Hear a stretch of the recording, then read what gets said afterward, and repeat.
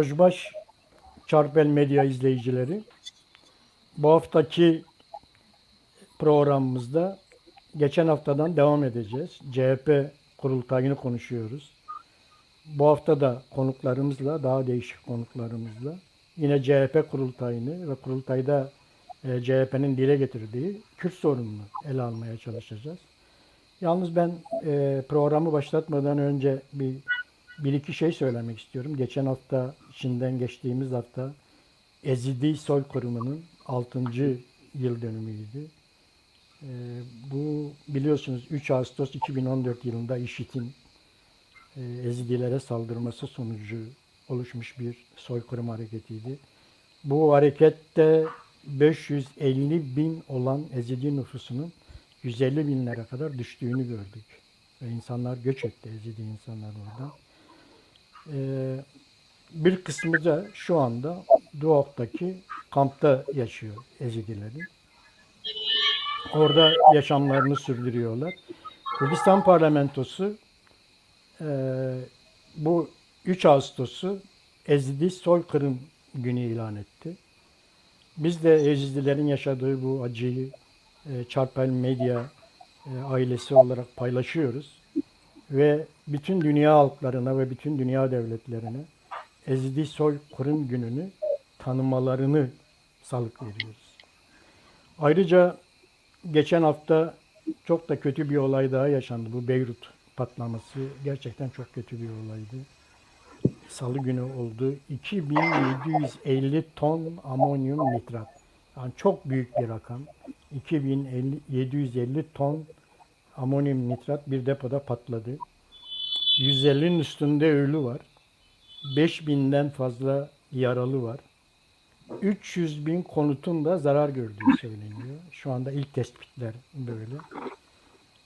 Bu çok büyük bir ihmalkarlık sonucu oluşmuş bir olay. Öyle gözüküyor. Çok büyük içinde büyük bir ihmalkarlık var. Biz de hem Çarpel Medya olarak hem de konuklarım adına Lübnan halkının acılarını paylaşırız. Programıma katılan konuklarımı size tanıtayım. Vahap Coşkun, medyadan da tanıdığımız bir isim. Dicle Üniversitesi Hukuk Fakültesi öğretim görevlisi. Hocam Heratim. Gerek spas, sağ olun. Bekliyorum burada. Gerek spas. Ertan Aksoy, Sosyal Demokrasi Vakfı Başkanı. Hocam hoş geldiniz. Hoş bulduk. Çok teşekkür ederim. Biz teşekkür ederiz. Yine Hakbar adına bir konuğumuz var. Kek Cafer Strek. Kek Cafer Herati. Xeyirli ve spas bu davetiye ve Gerek Spas. Yine Mehmet Gül var. PAK Genel Başkan Yardımcısı. Mehmet hoş geldin. Teşekkürler abi, sağ olun. Biz bu hafta programımıza SODEV Vakfı Başkanı Ertan Bey'le başlayacağız. Ertan Bey, bu CHP kurultayını zannederim izlediniz. Bilmiyorum, izlediniz herhalde. Evet. Burada 5 tane ana tema vardı. Bu 5 ana tema da 13 konuyla detaylandırılmıştı biraz. Tabii bunun içerisinde bizi daha çok ilgilendiren Kürt sorununun çözümüne ilgin önerileri vardı. Bu henüz genişletilemedi. Bu öneriler yani daha toplumla paylaşılmadı. Yani CHP'nin tespit ettiği Kürt sorunu nedir? Neleri nasıl çözecek? Bunların henüz bir açılımı yok şu anda. Kamuoyuna en azından yansıyan bir açılım yok. Ama siz daha iyi bilirsiniz herhalde bir Kürt raporu veya daha eski olan Kürt raporu üzerine bir çalışmanın olduğu söyleniyor.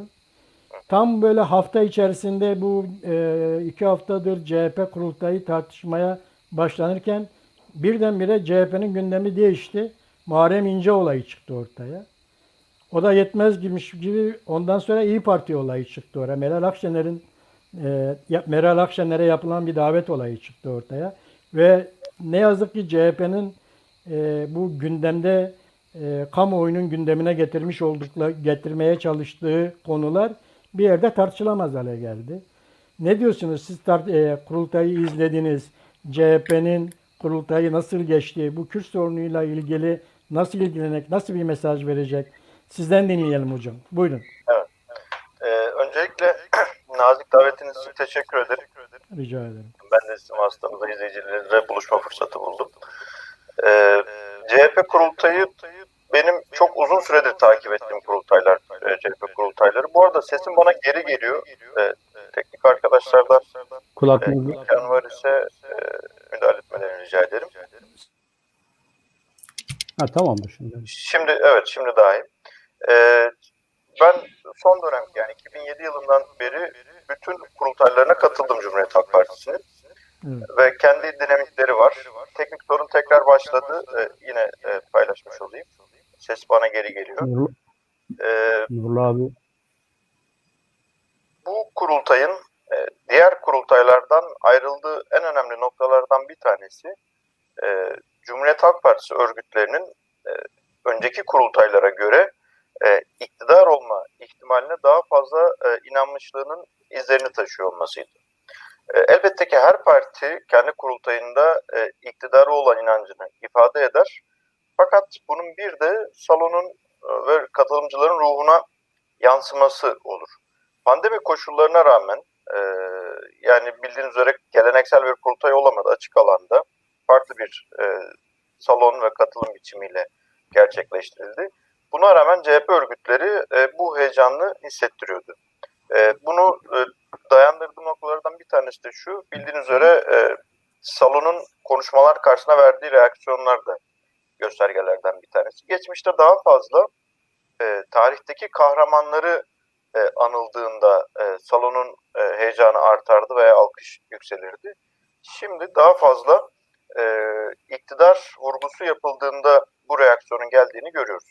Bu sadece Cumhuriyet Halk Partisi adına değil, Türkiye'de demokrasiyi, özgürlükleri, eşit yurttaşlığı savunan herkes için bence olumlu bir gelişmedir. Çünkü 18 yıldır ceberrut bir iktidar söz konusu ve şimdi onunla birlikte giderek MHP'nin de bir araya gelmesiyle giderek MHP'lileşen, milliyetçileşen, daha da milliyetçileşen bir iktidar söz konusu.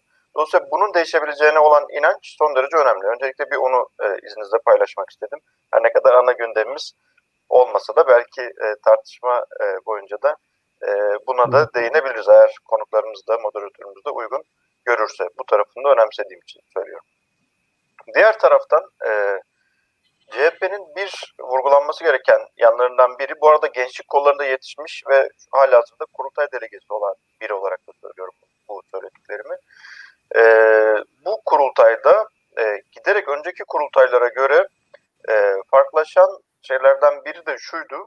Bildiğiniz üzere CHP'yi tarihsel süreci açısından okuduğumuz zaman ilk çıkış itibariyle kendini sosyal demokrat olarak tanımlayan bir parti değil. Sonraki dönemlerde daha çok Ecevit'in de etkisiyle dönemin tartışmalarıyla birlikte sosyal demokrat çizgiye evrilmeye başlayan bir parti.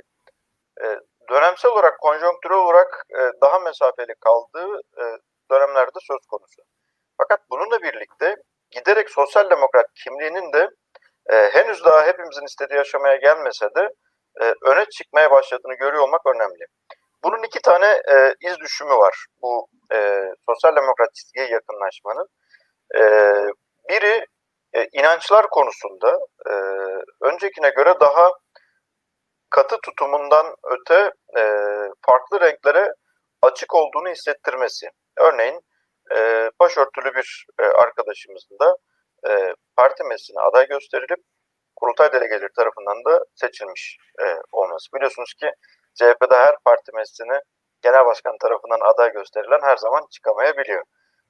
Neyse ki böyle bir özelliği var da Türkiye'de en azından siyasi partiler içerisinde bu demokrasinin izini de görebiliyoruz. Bu bence herkes için kıymetli bir şey. Diğer taraftan Kürt meselesine dair de geçmiş kurultaylarda çok fazla atıf yapılmaz iken bu kurultayda doğrudan genel başkan tarafından ifade edildi ve diğer taraftan da 200. yıla çağrı beyannamesinde bu başlığa da yer verildi. Fakat buradaki yani bildiri beyannameye baktığımızda ikinci madde olarak bunu görüyoruz. Bu bir hiyerarşik sıralama var mıdır bilmiyorum ama kaleme alınırken dahi öncelik taşıdığında ben düşünüyorum bütün iyi niyetimle. Yapılan çağrı içerisinde totalde 13 madde söz konusu. Bu 13 maddenin, beyannamedeki 13 maddenin ikinci maddesi Kürt sorununa ayrılmış durumda. Fakat bununla birlikte yine bu şeyde, ifadede, metinde bir CHP tarzını görüyoruz. Bir de yine olası ithamlara karşı bir savunma refleksini de görüyoruz. Neyi kastediyorum? Başta Kürt sorunu olmak üzere tüm toplumsal sorunlarımız demokrasi temelinde ve TBMM'nin öncülüğünde çözülecek. Buraya kadar gayet güzel. Ve tam CHP'nin politik önermesinin duruşunu ifade ediyor. Bununla birlikte ifadenin devamı Türkiye'nin tam bağımsızlığı, demokrasisi ve üniter yapısı güçlendirilecektir.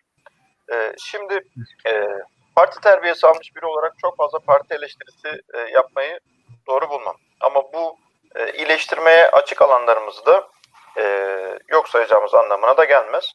Ben Kürt meselesi konuşurken devamında bir üniter yapı vurgusu ihtiyacını çok anlamlı bulmam açıkçası. Çünkü Kürt meselesini konuşmak bu tür detaylarla bir emniyet yaratmayı gerektirmez. Daha özgüvenli konuşuyor olmamız lazım bu konuyu.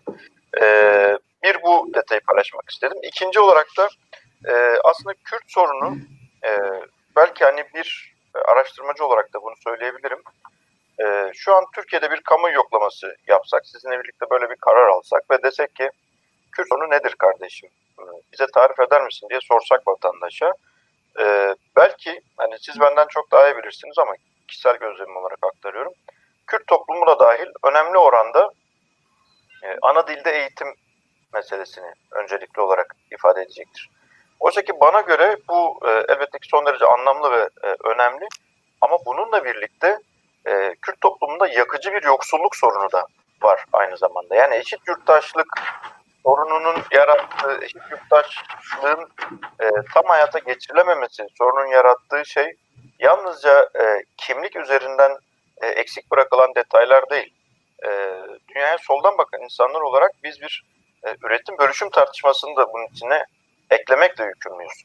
Mesela çok kısa süre önce pandemi döneminde benim de yöneticiliğini yaptığım şirketin yaptığı ölçümlerde, SODEV'in de ölçümlerinde sosyal yardımlar konusunda vesairede ve gelir kaybetmede, geçinmekte zorlanmakta en çok bu alanda zorlandığını ifade eden parti tabanı HDP'nin tabanı. Ortalama bir CHP'liye, İYİ Partiliye, AKP'liye göre çok daha fazla bir geçim zorluğuna dair yanıtlarla karşılaşıyorduk. Bu elbette ki tesadüf değil. Yani sonuç olarak CHP'nin veya diğer bu anlamdaki bizim referans alacağımız partilerin programlarında veya beyannamelerinde sadece Kürt sorununa değinmeleri Kürt toplumuna giden mesaj değil bence. Aynı zamanda diğer alanlarda da. Mesela devlet yönetiminde ve toplumsal düzende liyakat sistemi hakim kılınacaktır. Şu an liyakat yerine kayırmacılığın hakim olması nedeniyle Türkiye'de makbul vatandaş tanımına girmeyen Kürtler, Aleviler ve diğer bütün toplumlar devlette görev almakta makbul vatandaş tanımına girenler kadar kolaycı bir süreci izlemiyor ve temsil edilmesi, görev alması durumu eksik kalıyor. Dolayısıyla siz iktidar olduğunuzda eğer devlette liyakatı hakim kuruyor iseniz o zaman Kürt bir gencin de kamuda istihdamının önünü açmış ve fırsat eşitliğini tanımış oluyorsunuz. Bu nitekim diğer toplumlar için de geçerli. Seçim yasasının değişmesi, milletin vekilini yine seçecek olması, bu da yine özellikle kayyum garabetlerinin olduğu dönemlerde bir dönemde ben anlamlı olarak görüyorum. Ve yine Orta Doğu Barış ve İşbirliği Teşkilatı'nın kurulacak olmasında Kürt toplumu için anlamlı bir durum olduğunu düşünüyorum. En azından Orta Doğu'daki akrabalarının da durumunun iyileşmesi açısından ve o bölgedeki barışa katkı açısından anlamlı olacağını düşünüyorum. Dolayısıyla CHP önceki dönemlere göre daha fazla sosyal demokrat çizgiye doğru yakınlaşıyor. Bu Türkiye için de bir fırsattır. Bu Türkiye'de fırsat eşitliğine erişemeyen bütün toplumlar, başta Kürt toplumu olmak üzere bütün toplumlar için de bence bir fırsattır. Bu sürecinde desteklenmesi gerekir. Açıkçası ben şahsım ve kurum adına bu çabayı harcayacağımın belirtmek isterim. Çünkü bu çizgi doğru olan çizgi. Ve nitekim Cumhuriyet Halk Partisi'nin siyaseten sonuç aldığı alanlara baktığımızda bir üretim ve bölüşüm tartışması açtığı dönemlerde bunu alabiliyor. Asgari ücret tartışması, emeklilere çift ikramiye vesaire. Bunları tartıştığında iktidarda olmasa dahi siyaseten sonuç alabiliyor. İki, doğal partnerleri olan Kürt toplumu da özgürlükçü, liberal diğer toplumlar da destek verdiğinde nasıl başta kendi ve sonra tüm ülke adına olumlu sonuç alabildiğinin en önemli işaretleri yine 31 Mart yerel seçimlerinde ve tekrarlanan İstanbul seçimlerinde de Cumhuriyet Halk Partisi kadroları da ona destek verenlerde veya muhalif blokta bulunanlar da önemli deneyimlerle bu süreci deneyimlemiş oldu. Umarım uzatmadım. İstiyorsanız daha açabilirim ama bu girişin ne kadarlık bir süreyle tanımlandığını bilemediğim için izninizle burada devredeyim konuşmayı. Çok teşekkür ederiz açıklamalarınız için Ertan Bey. İkinci programın ikinci bölümünde devam edersiniz yine kurultayı anlatmaya ve CHP'nin politikalarını. Evet. Şimdi Vahap Hocam'a dönmek istiyorum. Evet. Vahap Hocam sen de izliyordunuz herhalde. Siz de izlediniz bu CHP kurultayını. Ne bu Kürt sorunuyla ilgili nasıl buldunuz tavrını? Öncelikle kurultaya ilişkin birkaç hususu belirtmek isterim. Birincisi bu kurultay zannederim Kılıçdaroğlu'nun parti içerisindeki gücünü tescillediği veya bir başka ifadeyle en güçlü hale geldiği bir kurultay olarak tarihe geçecek. Kılıçdaroğlu 2010 yılında genel başkan oldu ve o günden itibaren partiyi bir şekilde değiştirmeye yönelik adımlar attı. Baykal döneminin CHP'sinden farklı olarak çok çeşitli toplumsal kesimlere açılan, dar bir alana hitap etmekten kurtulmaya çalışan bir CHP inşa etmeye çalıştı.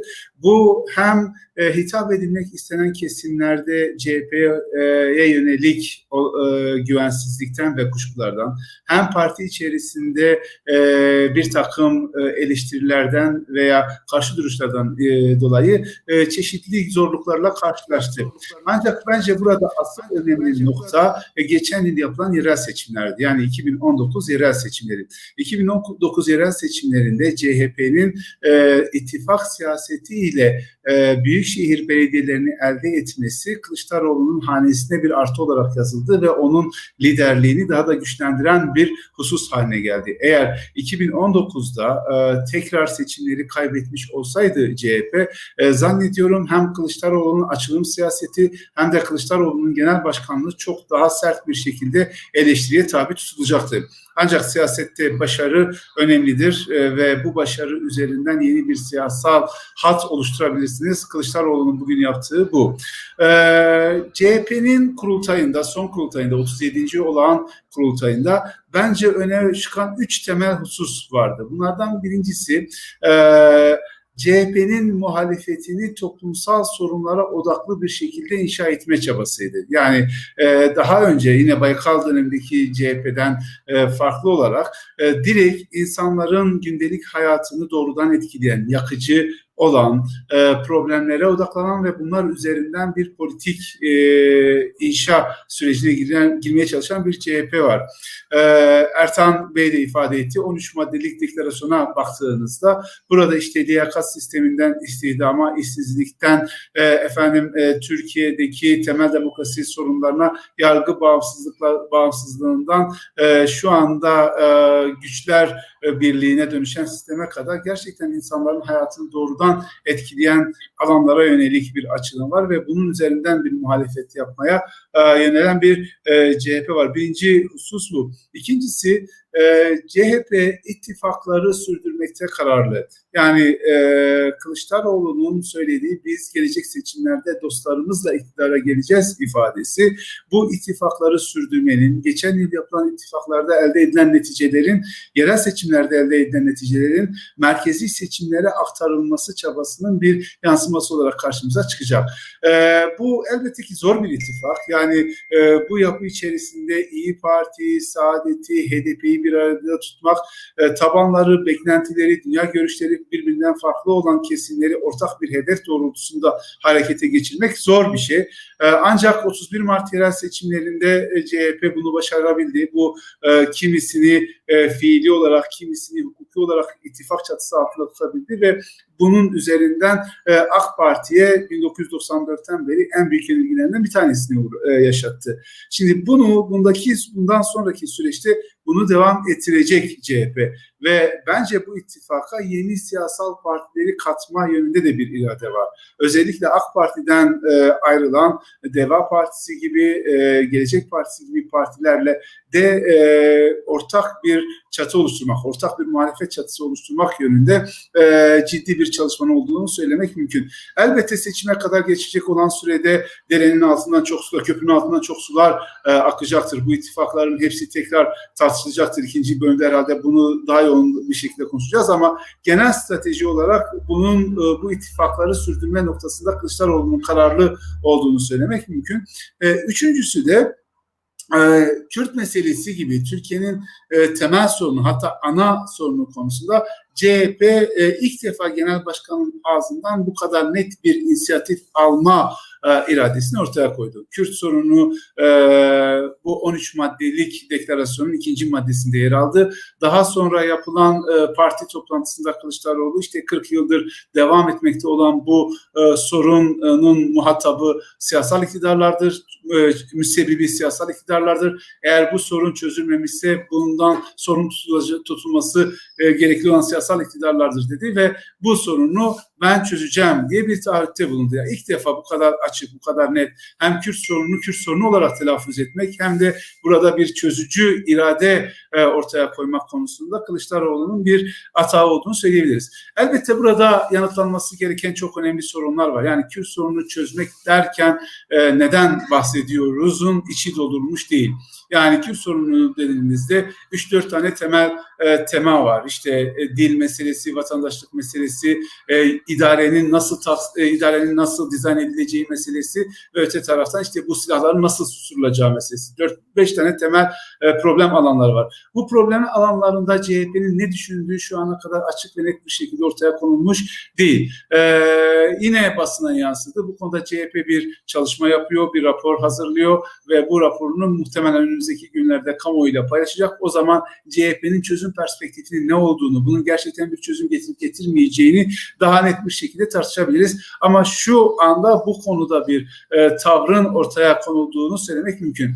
Bunun iki sebebi var bence. Yani Kürt meselesinde inisiyatif alma iradesinin iki sebebi var bence. Bunlardan bir tanesi mevcut iktidarın, yani AK Parti ile MHP'nin, Cumhur İttifakı'nın Kürt meselesinde demokratik çözümü tamamıyla parantez içine alan bir yaklaşım içerisinde olmaları. Özellikle 2015'ten bugüne kadar Kürt meselesinde demokratik çözümü ifade etmek bile, bunun telaffuzunu yapmak bile çok ciddi bir problem haline geldi ve burada tamamıyla güvenlikçi bir siyaset izleyen bir iktidar var ve bunun karşısında en azından demokratik bir çözümün olabileceği, CHP'nin ifadesiyle parlamento zemininde bir çözümün olabileceğini dile getirmek bir muhalefet için önemli bir çizgi olabilir. Birincisi bu. Ama ikincisi ve bence çok da önemlisi 2019 yerel seçimleri şunu çok net bir şekilde ortaya koydu.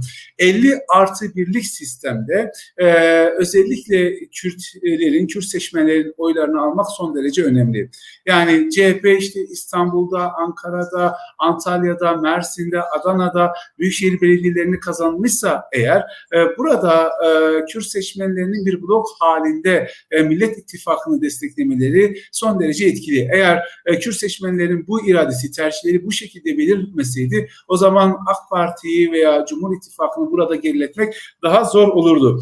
Şimdi zannediyorum CHP'nin yönetimi, CHP'nin aklı bu desteği yanında tutmak, tahkim etmek ve bunu önümüzdeki merkezi seçimlere, merkezi iktidarın belirleneceği seçimlere taşımak konusunda hazırlık yapıyor. Buna yönelik bir çaba sarf ediyor. Elbette bu yine çok kolay olmayacak. Yani bir taraftan işte İYİ Parti'yi, HDP'yi tekrar bir arada tutmak nasıl mümkün olabilecek, bu önemli bir tartışma noktası. Diğer taraftan HDP'nin özellikle son dönemlerde eğer bir ittifak olacaksa bu ittifak açık, resmi ve hukuki bir ittifak olmalıdır. Eskisi gibi fiili bir destek vermeyeceğiz şeklindeki beyanları önemli bir soru işareti. Bunları nasıl aşılacağını ileride göreceğiz. Ama genel siyasal hattın, CHP açısından genel siyasal hattın bu kurultayda teşekkül eden iradenin bu 3 noktada ilerlediğini söylemem mümkün. Çok teşekkür ederim Vahap Hoca. Bir de hukukçu olarak konuklarımdan gelen bir soru var hocam, size sormak istiyorum. CHP'nin yeni bir anayasa çalışması olabilir mi? Var mı? Nasıl hissediyorsun? CHP bunu yapabilir mi? Şimdi muhalefet hattının üzerinde uzlaştığı temel bir nokta var. Birçok konuda birbirinden ayrılıyorlar. Ama temel bir konuda anlaşıyorlar. Güçlendirilmiş bir parlamenter sistem. Yani bu konuda hem HDP'nin hem işte CHP'nin hem İYİ Parti'nin hem Saadet Partisi'nin temel önerileri söz konusu.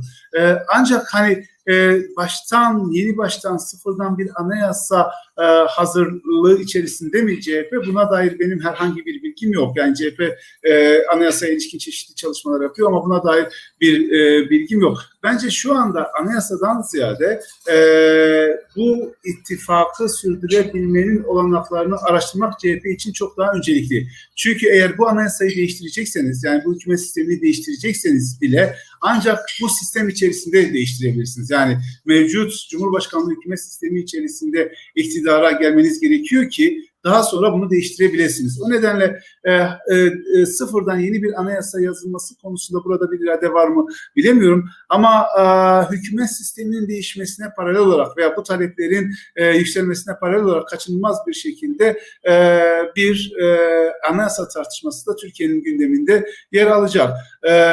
Cumhur İttifakı bu anayasa değişikliğine giderken ki biliyorsunuz bu tamamıyla yapılan bir değişiklik değildi. Sadece hükümet sisteminde meydana gelen bir değişiklikti.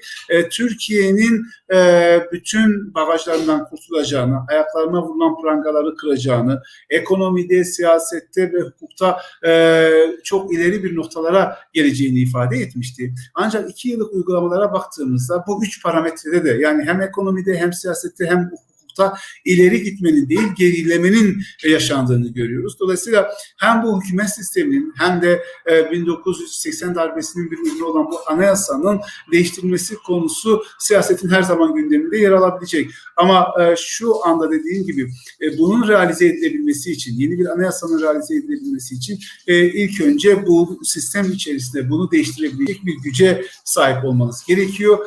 CHP'de bunun yolunun ittifaklardan geçtiğini düşünüyor. O nedenle şu anda ittifak üyeleri arasında herhangi bir şekilde bir ayrılmaya, bir kopuşa veya keskin bir görüş ayrılığına yol açacak bir gündem maddesi ortaya koymaktansa daha ziyade ittifakları bir arada tutmanın yollarını aramaya odaklandıklarını düşünüyorum.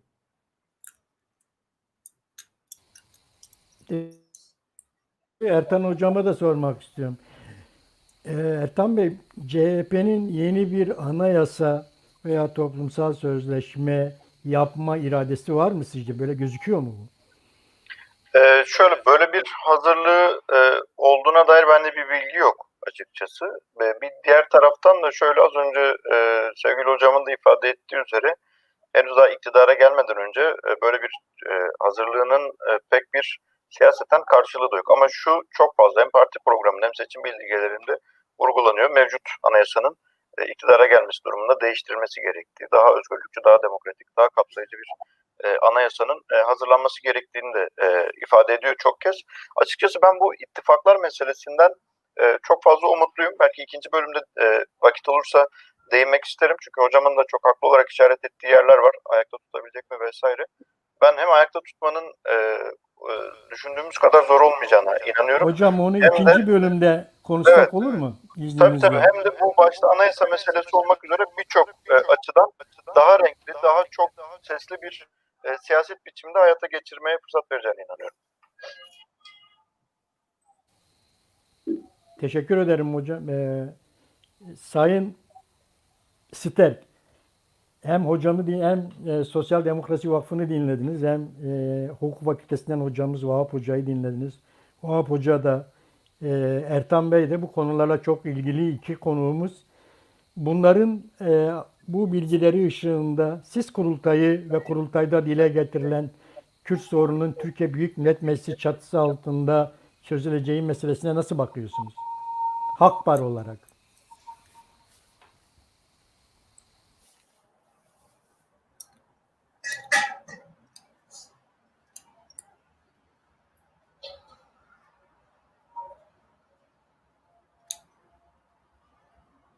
Cafer Bey duymuyor galiba. Cafer Bey, sesimi alıyor musunuz? O donmuş durumda, sesinizi alamıyor. İyi ihtimalle o bizi duyuyor, biz onu duymuyoruz. Evet, öyle gözüküyor. O zaman Mehmet Gül'le devam edelim. Mehmet, aynı şeyi sana sorayım. Ne düşünüyorsun? Vallahi ben iyi düşünüyorum ama bakalım ortam iyi mi, ne çıkar onu bilemiyoruz. Şimdi Ertan Hoca da ben daha çok şey bekliyordum. Daha onu alacağız zaten, ikinci bölümde anlatacak. Ben geçen hafta CHP ile ilgili biz ne düşünüyoruz? Yani peşinden ne dosttur ne düşmandır, bu siyasettir nihayetinde, çıkarlar uzlaşınca beraber bir şeyler yapma imkanı vardır. Ve temel soru da budur bence. Yani CHP şu anda Türkiye'de ve gerçekten de Ertan Hoca'nın iyi ifade ettiği gibi neredeyse elde hiçbir şeyin kalmadı Türkiye'de. Yeniden bir inşaat sürecine, gerçek anlamda yeniden bir inşaat sürecine niyetlenmişken Kürt halkını nasıl görüyor meselesidir. Yani bu ciddi bir, bu inşaada önemli unsurlardan biri midir? Yoksa çok affedersiniz, özür dileyerek söylüyorum ya, bu seçim malzemesi olarak kullanılır, sonra da hadi biz yolumuza, siz yolunuza mı diyeceğiz? Bence benim açımdan en büyük mesele budur. Peki bu haksız bir kuşku mudur, kaygı mıdır? Ya da biz böyle düşünüyorsak haksızlık mı yapıyoruz? Soruları gündeme gelebilir. Bunlara bakalım. İşte ben kaç yaşındayım? 60 yaşındayım. Bu 60 yıl boyunca CHP'den bizimle alakalı bir tek gün, yani iyi bir söz duymadım. Yani ya bunlar da insan, bunlar da hakları var, hukuku var vesaire. Duymadık. En son Sayın İmamoğlu'nun belediye başkanı adayı olmasıyla beraber, hani diyorlar ya, tarihsel bir takım hoş tesadüfler sayesinde biz bir araya geldik.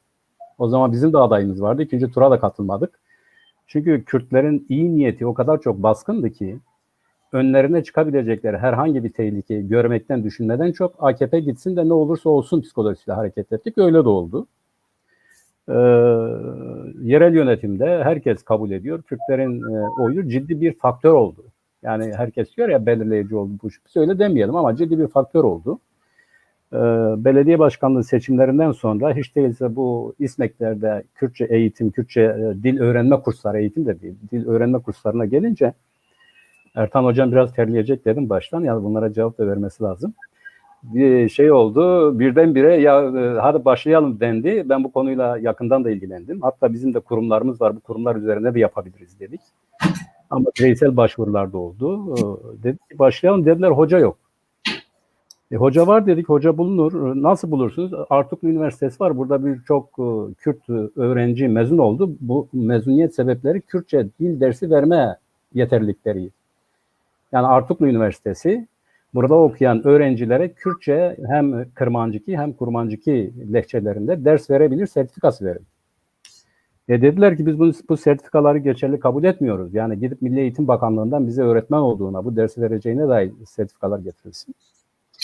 Böyle bir zorluk çıktı. Neyse bir biçimde bu aşıldı. Fakat sonradan ne oldu? Bu İSMEK'te açılan kurslar galiba 20-25 kişilik sınıflar düzeyinde. Yani bir tek sınıf var. 17-25 arasında değişen. Yanılabilirim bu konuda. Bundan fazlasının kaydı yapılmadı. Bir de böyle bir sorunla karşılaştık ve nihayetinde sonuçta karşılaştığımız durum, fiyasko demeyeyim ama yani ciddi bir problem. Yani bu basit bir meselenin, kursun, yani Türkçe öğrenme kursunun yürütülmesinde bile sıkıntılar oluştu. Bunu görmemiz lazım. Ayrıca ben dün parti meclisi toplantısını açık olduğu kadarıyla, kamuya açık olduğu kadarıyla ben hepsini dinledim. Kılıçdaroğlu'nu A'dan Z'ye dinledim. Dikkatlice de dinledim. Ertan hocamın da pek uyuşturamadığı iki şey vardı. Yani bir yandan nasıl oluyor Kürt meselesini çözeceğiz. Öbür taraftan nasıl oluyor bu üniter yapıyı güçlendireceğiz. Yani Sayın Kılıçdaroğlu bu sihirli işi nasıl gerçekleştirecek? Bu çok önemli bir şey. Zaten ben az önce ya bu siyaseten söylenmiş bir şey midir? Yoksa gerçekten ikna olunmuş bir şey midir? Derken buradan hareket ediyorum. Şimdi üniter yapı, güçlü bir üniter yapı daha çok merkez daha doğrusu işte merkez dışı bir olay olan Kürt meselesini adeta söylemde bırakıyor. Ya da şöyledir, Ertan Hoca'nın dediği gibi çokça dile getiriyor. Kılıçdaroğlu geçmişe de söylemiş. Ya biz her şeyi açıklayamıyoruz. İktidara geldiğimizde yapıyoruz. Şimdi söylersek aleyhimize kullanılır. Aslında mesele de tam da bu. Yani Türkiye toplumunun A'dan Z'ye herkesin, yani siyasi partilerden bağımsız olarak konuşuyorum. Türkiye toplumunun bir bütün olarak bu bir meseledir ve bizim bunu çözmemiz lazım gibi bir anlayış, bir zihniyet ya da bir kabul yoktur. Yani eğer bir korku varsa böyle bir gerçeklikle karşı karşıyayız. Geçen konuşmamda da söyledim, Kürt sorun deyince insanların eli çekice gidiyor, çakacak bir çividir diye düşünüyorlar. Böyle bakıyorlar bu meseleye. Söze edilmesin, konuşulmasın. Bu bölücülüktür, bu vatan hainliğidir, bu düşmanlıktır diye bir algı var. Şimdi bu algı iktidara geldiğinde değişebilir mi? Hayır, değişmez. Öbür tarafın elinde ciddi bir muhalefet aygıtı olarak devam eder. Ve Türkiye tarihine baktığımız zaman da ben bazen söylerken arkadaşlar itiraz ediyor. Diyorum ki bu devlet, dün Kılıçdaroğlu'nun da çok güzel ifade ettiği gibi dedi ki CHP devlettir dedi. Yani halktır dedi falan, sonra bir devlet dedikten sonra halkı getirdi ama evvela dedik ya CHP dediğiniz dedi devleti kendisidir, devlettir dedi. Ya da ben aldım o notu 100 yıllık bir partiyiz dedi. Yani bu gerçekten dünya tarihinde önemli bir tarihi olan bir parti demektir. Ama Sayın Kılıçdaroğlu burada neyle övündü? Dedi ki biz ilk gün nasılsak şimdi de öyleyiz dedi. Bu hocamın söylediği sosyal demokrasiye doğru bir kayış var, onu biz de görüyoruz. Belli eğilimler var CHP içerisinde, onu da görüyoruz. Onun farkındayız. Fakat CHP aynı zamanda devlettir dediğimiz zaman gerçekten bundan Kürtler korkar. Yani bu tarihsel bir korkudur. Bu şimdi oluşmuş bir şey değil. Yani gerçekçi olalım. Bunları nasıl halledecek? Yani bir takım gerçekten de halkın problemi olan bir meseleyi devlet zihniyeti, devlet anlayışı üzerine bina edilmiş bir parti ile nasıl bunu halledecek? Bir diğeri hocam da söyledi. Bunu bu olumsal refleks olarak söyledi. Ben de kısmen katılabilirim. Dedi ki Kürt mesele eşittir dil meselesi olarak algılanıyor. Doğrudur. Yani bugün kime sorarsanız sorun derler ya Kürt meselesi dilini konuşsun. Dil meselesi var. Biz dilimizi her zaman konuşmak istiyoruz. Her an. Yani diyorlar ya ne zaman değil. Hemen şimdi istiyoruz bunu. Okullarda, evde, yolda bu devletin ikinci dili olması konusunda biz her zaman talepkarız. Bunu her zaman söylüyoruz. Fakat Kürt meselesi dediğimiz zaman bu mudur? Değildir. Yani böyle bakarsak zaten sıkıntı oluşur. Bir diğeri gerçekten önemlidir. Ben ikinci bölümde hocamın bu konu üzerinde biraz daha durmasını isterim açıkçası. O da şudur. Orta Doğu Barış ve İşbirliği Örgütü. Bu Orta Doğu Barış ve İşbirliği Örgütü dendiği zaman bizim aklımıza Bağdat Paktı geliyor. Ve Bağdat Paktı'nın da bizde yarattığı imaj Kürt inkarıdır. Yani 4 devlet tek başına bir arada tutamayan devletlerin 4'ünün birden bir araya gelerek bu Kürt'ü nasıl baskı altında tutarız örgütüdür. Biz öyle bakıyoruz. Yani Kürt'ün algısı, Kürt'ün Orta Doğu Barış ve İşbirliği Örgütü'ne bakışı Bağdat Paktı'nı hatırlatır ve Bağdat Paktı'nın bizim hafızamızdaki yeri ise Kürt'ün denetim altında tutulması yöntemi yoludur. Bu konuda da ben biraz hocamın gerçekten daha ayrıntılı bilgi vermesini beklerim. Şimdi ben de Vahap hocamın dediği gibi şunu görüyorum. Onu teslim etmem lazım. CHP iktidar olmak için, iktidara gelmek için bu tarihsel fırsatı iyi kullanmak istiyor. Herhangi bir açık vermek istemiyor. Yani diyor ki biz dostlarımız derken bu esnek ve kapsayıcı tabirle bir yandan İYİ Parti yani Türkiye'deki partilerden kendisine yakın olabilecekleri kastediyor. Bunlarla birlikte her türlü fedakarlığı yapmak kaydıyla da buna da açıktır CHP. İki aynı zamanda Kürtlerin işte kısmen ya da Kürtlerin taleplerini dile getiren ama Türkiye Partisi olduğunu söyleyen HDP'yi açıktan almamasının nedeni de bu toplumsal psikolojidir. Yani HDP dersek bu şeyin aleyhine, CHP'nin aleyhine kullanılır ve CHP'nin iktidar olması yönünde ciddi bir baraj oluşturulur fikridir. Bu doğrudur.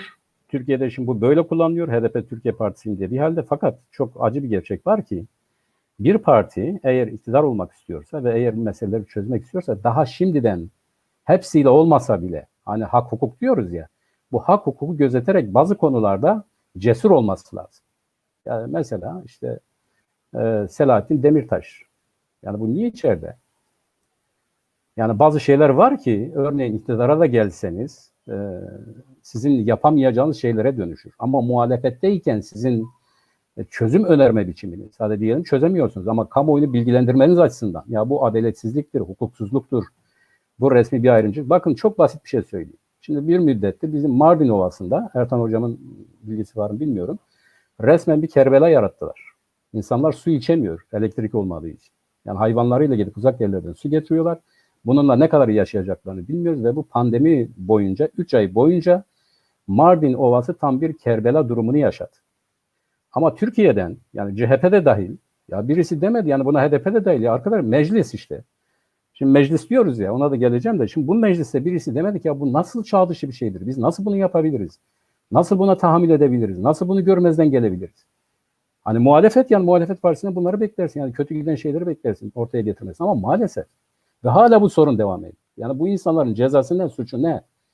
Bu en temel haklarda bile CHP'den ya da iktidar olabileceğim ya da bu meseleyi çözeceğim diyen bir partiden daha bugün çok basit, çok sıradan, insani olan bir konuda ses çıkmıyorsa Kürt toplumu şöyle düşünür. Yani iktidara gelse de benim için ne fark eder?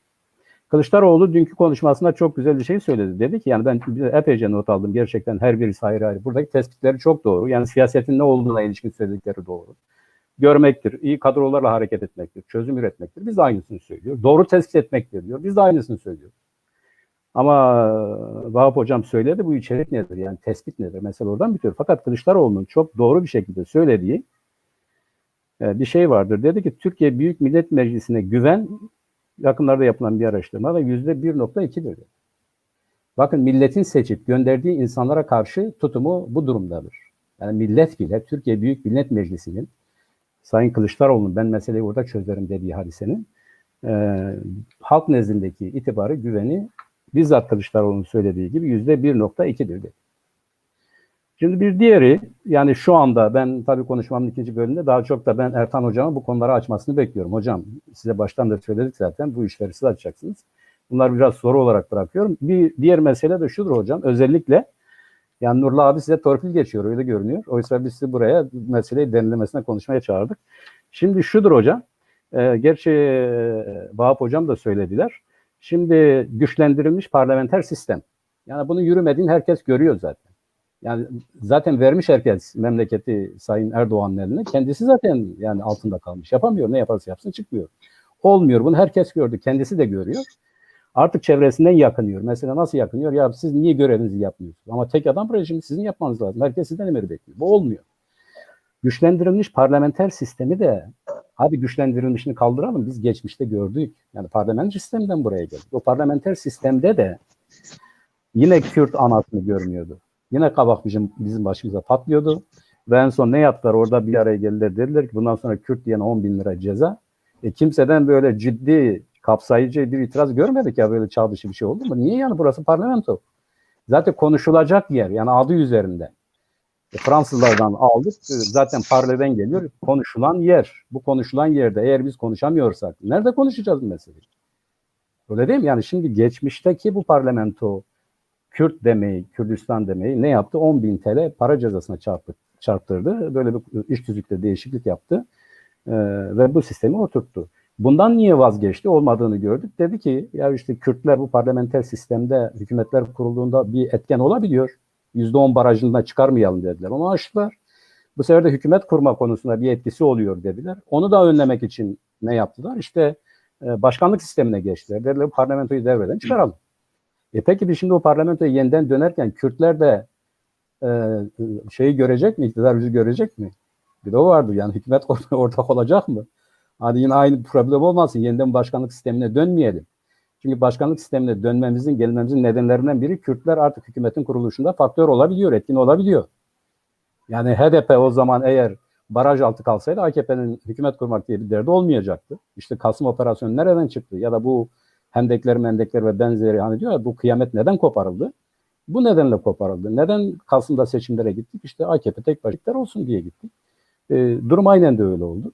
Peki bu güçlendirilmiş parlamenter sistem aynı zamanda Kürt'ün bu kurulu düzende yer alabileceğinin, onun kurucu unsurlarından biri olabileceğinin anlamına mı geliyor? Yoksa biz orada Kürt meselesini bu parlamentonun bir meselesi olarak görüp ya yok çoğunluk böyle dedi o zaman siz sonsuza kadar bu şekilde yaşayacaksınız diyebileceğimiz bir arena olmaya devam mı edecek? Mesele bu aslında. Yani eğer biz Kürt meselesini doğru esaslar üzerinde alırsak doğru bir rejim de kurarız. Bu başkanlık sistemi de olabilir, parlamenter sistem de olabilir. Kürt'ün tanındığı bir sistemde, Kürt ciddiye alınarak kurulan bir sistemde sorun kalmaz. Demokrasinin kendisi inşa edilmiş olur. Ama Nurullah abi senin şeyinden toparlıyorum. Mehmet toparlar mısın? Şimdi bu güçlendirilmiş parlamenter sistem dediğimiz zaman da örneğin yani biz en azından ne anlıyoruz ya da bunu izah ederken bunu da izah edersek Ertan Hocam biraz sizi yoracağız kusura bakmayın ama bütün bu soruların cevaplarını ya da tahminlerinizi her neyse ya da bakışınızı öğrenmek istiyorum. Teşekkür ediyorum. Teşekkür ederiz Mehmet. Kek Cafer beni duyuyor musun? Evet sesiniz iyi geliyor şu an. Evet sesiniz iyi geliyor. Oo, sizinki de çok net.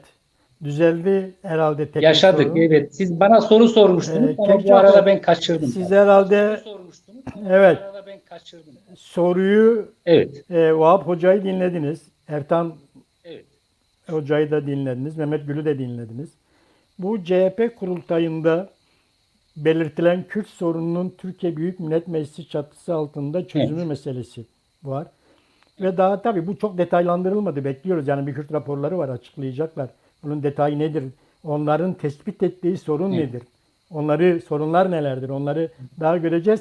Bu açıklandığı kadarıyla siz kurultayı ve kurultayda dile getiren konuları nasıl değerlendiriyorsunuz? Evet. Hakbar olarak.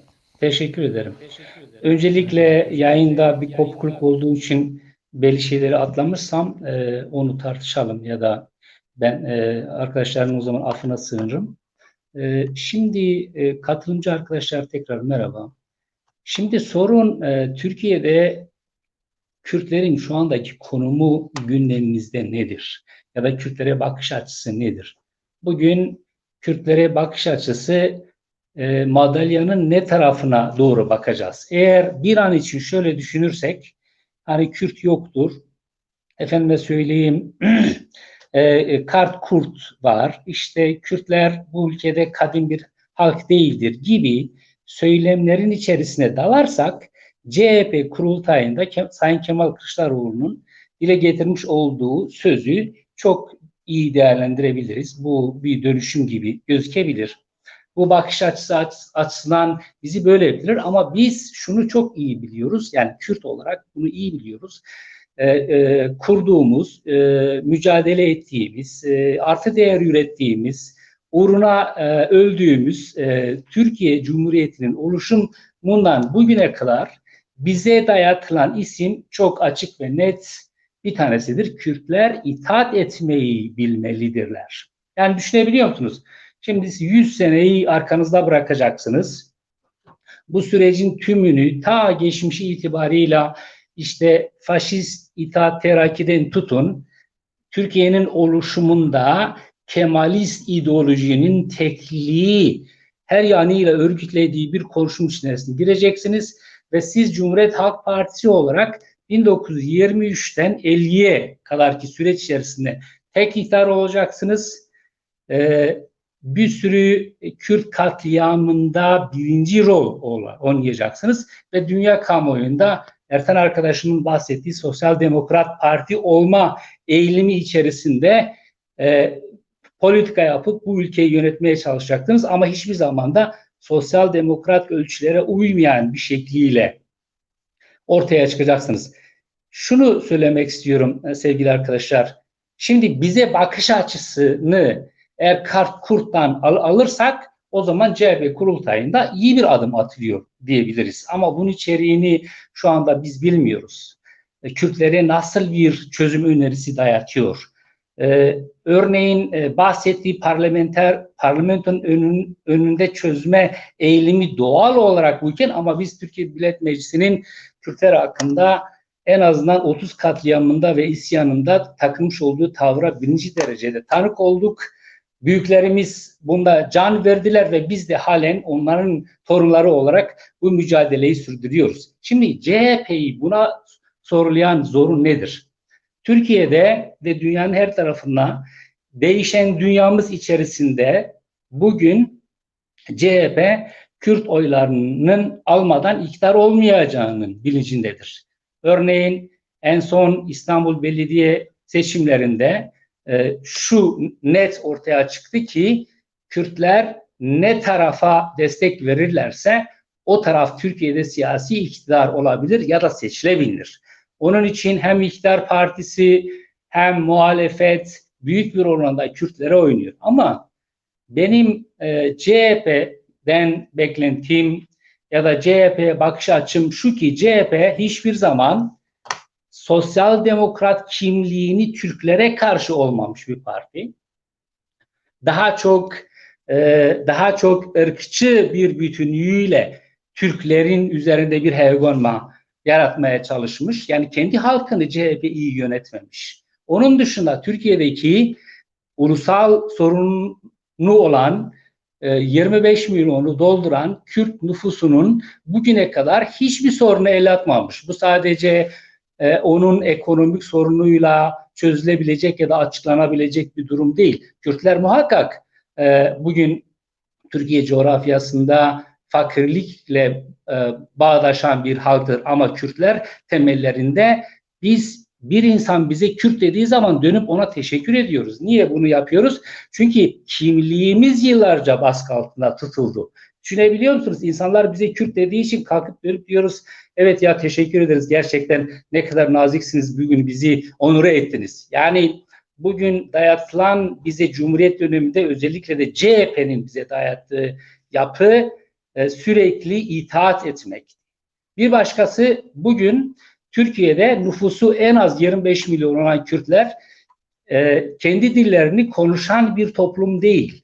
Bu toplum Türkiye'de çalışan, artı değer üreten, Türkiye'nin her kademesinde hem yönetimde hem de altta görev alan bu insanların tümü bugün Türkiye'de kendi kimliklerini saklamak zorundalar. Bizim dilimiz Kürtçe, kadim bir dil olmasına rağmen ne eğitim dilidir ne de resmi dildir. Yani doğal olarak CHP'nin kurultayında Sayın Kemal Kılıçdaroğlu'nun buna dili getirmesi acaba benim çok soru işaretlerim var. CHP'lilerin tabanı bu konuda Kemal Kılıçdaroğlu'na bakış açısı ne düzeyde değişir? Ama gerçekten 100 sene sonra CHP bugün önüne koyduğu yani kendisine yakıştırdığı, giydiği sosyal demokrat resme uygun bir tavır içerisine girer mi? Bu konuda benim çok soru işaretim var.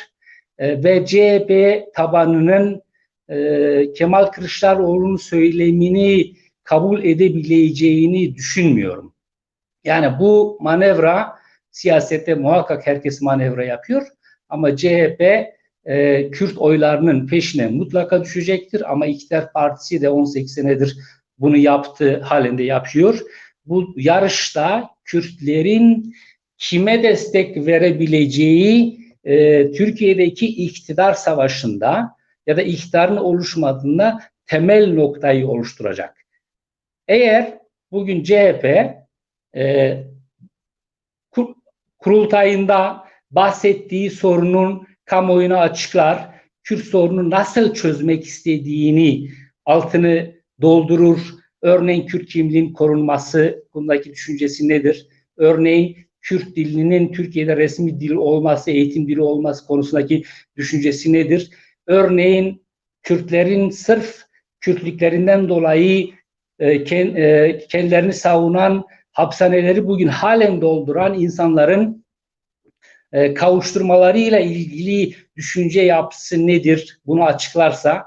Örneğin Türkiye'de Türkiye'nin oluşumunda en az Türkler kadar emeği olan Kürtlerin kendi ülkelerinde ve coğrafyalarında özgürce dolaşmaların önünü ne düzeyde açacağı oluşursa belki o zaman bunu konuşabiliriz. Bu sadece bir söylemdir. Bugün Kürt halkının temsil eden Kürt partileri var. CHP bunlarla açık ve net konuşabilir, bunları muhatap alabilir. Ama sonuç itibariyle İstanbul Belediye seçimlerinde gözüken şu oldu: CHP Kürtlerle ittifaklarını gizli yapmayı tercih ediyor. Kürt sorunuyla yüzleşmek istemiyor. Onları bu ülkenin asıl unsuru olarak görmüyor. Bugün biliyorsunuz Türkiye'de çok bahsedilir. Kürtler Türkiye'nin birinci vatandaşıdır ama pratikte ve gelen süreç içerisinde ne hukuksal olarak, ne siyasi anlamda, ne de mücadelenin özü itibariyle Kürtler Türkiye'de hiçbir zaman birinci vatandaş düzeylerine değer görmemişlerdir. Kürtler ancak ve ancak Türkiye'de süreç içerisinde kendilerini otoriteyle ne düzeyde bağımlı ya da otoriteye yakın olduklarında iyi Kürt muamelesi görürler. Şimdi biz bunu aşmak istiyoruz. Doğal olarak solcu, sosyal demokrat, hümanist olan kurumlar, CHP en azından dışarıya söyleminde Sosyal Demokrat Parti olduğunu söylüyor. Bizim bunu ona sorma diye bir hakkımız var. Ama şu da bir gerçek, süreç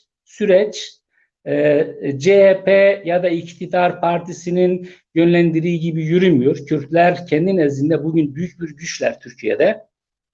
Bu güç Türkiye içerisinde Kürtler işaret ettikleri hedeflerde buluşabilirler. Ümit ederim Türk halkı kendi nezdinde kendi ittifaklarını kendi içerisinde oluşturur. Kürtler kendi içerisindeki barışıklığı konumunu korur ve onu temsil eden Kürt partileri kendi aralarında iyi bir mutabakata ulaşırlar. Günümüzde ben CHP bunu fırsat olarak iktidara çıkma açısından değerlendiriyor olabilir ama ben de Kürtler açısından olayı şöyle değerlendiriyorum. Kürtler günümüzde iyi bir konuma gelmiş durumdalar.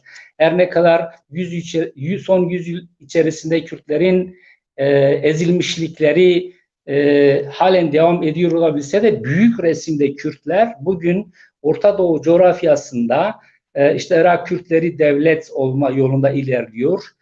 Suriye Kürtleri büyük bir demokrasi oluşturma yolunda ilerliyorlar. Bir mutabakat içerisine gidiyorlar. Türkiye Kürtleri bugün devlete dayatıyor. Diyor ki biz en temel hak ve haklarımızı istiyoruz. Bu bizim en doğal hakkımızdır. İran Kürtler mücadelesi de katılımcılar ve dinleyici arkadaşlarımız biliyorlar. Yani biz bugün Kürt olarak coğrafyamızda daha farklı bir konum içerisindeyiz. Biz daha güçlü bir konum içerisindeyiz. Beklentimiz doğal olarak CHP ve iktidar partilerde ya da Türkiye'deki oluşan tüm partilerde bizi eşit görüp bizimle açık, birinci derecede görüşmeleri ve Kürtlerin en temel olan haklarının bir an önce muhakkak ki yasal düzeyde sağlanması için çaba içinde olmaları gerekiyor. Türkiye'de Cumhuriyet'in oluşumundan bugüne kadar Türkiye'yi halen bir asker mantığı yönetiyor. Yani bu 50'li ve 60'lı yıllara kadar gelinen süreç içerisinde Türkiye'yi bir fiil askerler yönetti. Daha sonraki dönemde de darbelerin getirdiği demokrasi buhranlarını Türkiye'de biliyorsunuz. Bunun altında öncelikle Türk halkının kendisi ve biz Kürtler ikişer üçer katıyla ödedik bu süreçleri. Şimdi bu süreçlerin rehabilite olabilmesi, düzeltilebilmesi için siyasi otoriteye ve siyasi muhalefet olarak yürüten partilerin büyük bir kesimine büyük bir görev düşer. Yani biz günümüzde kapalı ve içi belli olmayan boş vaatlerin peşinde koşmaktansa net ve somut teklifler ve öneriler bekleriz. CHP'den de bunu bekleriz. Eğer CHP kurultayı söylendiği gibi olur, içini biraz önce bahsetmeye çalıştığımız temel haklar konusunda Kürtlere bir açılımı da Kürtlere nasıl bir yönetim tarzının altını doldurur ise muhakkak Kürt halkı da bunu değerlendirecektir. Bugün Kürtler halk düzeyinde eskinin tam tersi işte Diyarbakır'a gittiğinizde kardeşliği övmek, işte efendime söyleyeyim Kürt bölgelerine gittiğinizde işte bu vatanın bütünlüğünü örmek yetmiyor Kürtlere. Kürtler kendi topraklarını kendileri yönetmek istiyor. Kürtler kendi topraklarında özgür yaşamak istiyor. Kürtler diğer soydaşlarıyla ilişkiler içerisinde olmak istiyor. Kürtler en azından birlikte yaşadığı Türk kardeşleriyle eşit düzeyde yaşamak istiyor. Şimdi bunun önünü siyasetin açması gerekiyor. Bugün ne iktidar partisi ne de muhalefet partileri bu denli bir açıklama içerisinde değiller. Tam tersi, Türkiye'de bugün muhalefet ya da iktidarın büyük bir kesimi işte Kemalizmin etkisiyle halen Türkiye'deki kaynakların büyük bir kesimini savaşa harcıyor. Bugün iktidar kendi varlığını koruyabilmesi için FETÖ ve PKK'nın eylemlerini bahane ederek Türkiye coğrafyasının tüm gelirlerini heder ediyor. Yani bu bağlamda CHP'ye de muhalefet bir partisi olarak düşen görev daha net olarak ortaya çıkması lazım. Bu konumdaki pozisyonunu koruması lazım. Biz çok açık ve net Kürt olarak efendim abi bir şey söylediniz. Cafer, bu birimin birinci bölümü toparlar mısın? Evet, toparlayayım. Tamam abi. Şimdi sonuç itibariyle eğer baştan başlayıp bunu bir araya getirirsek biz Kart-Kurt'tan gelip ve bizim kimliğimiz yıllar boyu yasak olduğu için gelinen noktada kim bize Kürt derse bu ileri bir adımdır. Bu güzel bir adımdır. Ama biz bunun altının doldurulmasını talep ediyoruz Kürt olarak. Biz temel haklarımızın yasal güvenceye kavuşmasını talep ediyoruz.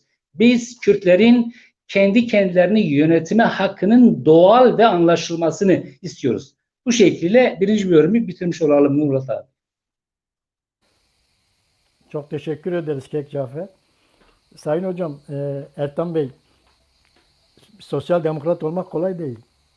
Hele çağdaş bir sosyal demokrat olmak herhalde hiç kolay değil. O yüzden de yani Mehmet ne kadar Ertan Hoca'ya biraz torpil geçiyorsun diyorsa aslında ben bütün konuklarıma torpil geçiyorum. O da misafirim oldukları için torpil geçiyorum onlara. Şimdi bizim bu Kürt meselesiyle ilgili yani Kürt halkı siyasetin bilincinde. Kürt halkı siyasetin ideal olanı değil, mümkün olanı yapma sanatı olduğunu biliyor. Bu yüzden isteklerinde mümkün olanın, iktidara neler yapabileceklerinin biraz farkında bunların yapabileceklerinin. Mesela nedir? Diyelim ki savaş ve saldırgan bu politikanın, dış politikanın sona erdirilmesi. Bunun en bariz örneği de işte Suriye'de Kürtlerin demografik yapısının değiştirilmeye zorlanmasının bırakılması. Bu doğru bir şey değil. Bunun önlenmesini ister Kürtler. Başka ne verilir? Ana dilde eğitimi savunur Kürtler. CHP programında biliyorsunuz ana dilin öğretilmesi var. Ana dilde eğitim yok CHP programında. Ama bu yeterli değil bugünkü koşullarda. Çünkü siz de biliyorsunuz yani bir dil eğitim dili olmadıktan sonra o dil kaybolur. Bu nedenle de Kürtlerin buradaki talebi, büyük bir talebi ana dilde eğitim talebidir. Aynı zamanda Kürt varlığının anayasal güvenceye kavuşturulmasını ister Kürtler CHP'den. Bunu beklerler. Yani bunun hiç bir şeysiz, amasız, mamasız anayasal bir güvenceye kavuşturulması gerekiyor. Bir başka şey mesela sizin de bir sosyal demokrat olarak kabul edeceğiniz gibi Avrupa Yerel Yönetim Özellik Şartı var. Avrupa Yerel Yönetim Özellik Şartı'na Türkiye'nin koyduğu çekinceler var. Bu çekincelerin kaldırılıp Avrupa Yerel Yönetim Özellik Şartı'nın tümüyle uygulanmasını bekler Kürtler. Bir de düşünce ve ifade örgütlenme özgürlüğünün de anayasal güvenceye kavuşturulmasını ister. Biliyorsunuz bu isminde Kürdistan'ı olan partiler kapatılmaya çalışılıyor. Ya bunlar artık günümüzde bu tür müdahaleler mümkün değil. Bir siyasi partiyi bir devlet değil de halk kapatabilmeli ancak. Biz de bu görüşteyiz siyaset olarak. Onun için burada yani düşünce, ifade ve örgütlenme özgürlüğünün yasal, anayasal güvenceye kavuşmasını böyle şey olarak yani mümkün olabilen şeyler olarak görmekteyiz biz de. Sizce nasıl yani CHP bunları yapabilecek mi? Neler düşünüyor bu konuda? Tabii diğer misafirlerimizden gelen ve izleyicilerimizden gelen soruları da görüyorsunuz. Bunların ışığında altında değerlendirmenizi yapar mısınız Ertan Hocam? Teşekkür ederim. Memnuniyetle. Teşekkür ederim. Memnuniyetle. Önce bir tekrar sesim bana geliyor. Ha, tamam. Şimdi öncelikle bir küçük bir şey açıklık getirmek isterim. Benim işim gerçekten hem zor hem kolay. Çünkü CHP'yi anlatıyor olmak zor bir şey. Mesela 1,2 milyon üyesi var ve hani akademiklerin de çok güvendiğim bir arkadaşım üyeleriyle fokus grup çalışmaları yapmıştı ve sonunda ne buldun diye sorduğumda dedi ki valla kaç tane CHP'li varsa insanların aklında o kadar farklı CHP var. Dolayısıyla yani CHP konusunda herkesi memnun etmek, seçmenin de dahil olmak üzere son derece zor bir durum. Bunu kabul ediyorum. Diğer taraftan da ben programa katılmadan önce de belirtmiştim, yayında da tekrar etmek isterim. Cumhuriyet Halk Partisi yetkilisi olarak programda değilim. Ama Cumhuriyet Halk Partisi'nin gençlik kollarında yetişmiş ve partiye karşı tam aidiyet hisseden bir birey olarak buradayım. Kurumumun partiden bağımsızlığını da ekstra belirtmek isterim. Bu benim kişisel duygu dünyamdır. Kurumumu çok bağlamaz. Şimdi aslında Nurullah Bey benim söyleyeceklerimin tamamının üst başlığını vermiş oldu. İdeal olanla mümkün olanlar arasında tartışıyoruz büyük oranda ve buna dair de tartışma ilerleyecek. Ben şimdi tek tek soruları da yanıtlamak isterim. Şimdi CHP Kürt halkının seçim sonunda sen yoluna ben yoluna mı diye bakacak sorusu vardı. Bu bir eleştiri veya şüphe olarak kabul edilebilir ama diğer taraftan siyasetten hiçbir zaman kabul edilebilir bir durum değildir. Çünkü siyasetin veya siyasetçinin temel sorumlulukları bence iki bölüme ayrılabilir. Bir tanesi şu, kendi seçmeni ve örgütleri açısından siyaset sonuç alma sanatı olarak görülür ve iktidar olamadığı sürece başarısız olarak kabul edilir. Ve bu nedenle de onların iktidar talebine cevap vermek için siyaseten strateji ve taktik geliştirebilir. Bunları yapabilir. Ama ikinci ve daha büyük sorumluluğu düşün dünyasına ve içinde bulunduğu topluma aittir. Ve bu ikinci sorumluluk açısından bakar isek CHP gibi bir partinin, hele de sosyal demokrat bir partinin Kürt toplumuna böyle bakması hayal gücü açısından bile bence hayal gücünü zorlayıcı bir şeydir.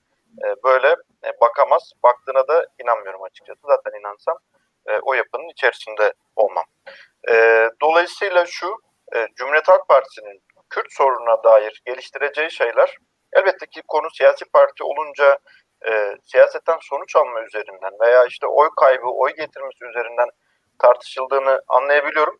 Fakat bana göre ana nokta bir siyasi partinin sorumluluğunu yerine getirmesini tartışıyor olmak gerekiyor. Ve CHP'nin bu anlamda ben Türkiye'de Kürt sorunu meselesinde Kürt sorununu ağırlıklı olarak temsil etmek üzere kurulmuş partilerden bile daha fazla olduğunu inanıyorum. Neden? Çünkü çeşitli vesilelerle dostlarıma tekrarladığım bir şeyi sizlerle de paylaşmak isterim. Kürt sorununun Türkiye'de bir tane en temel çözümü var bana göre.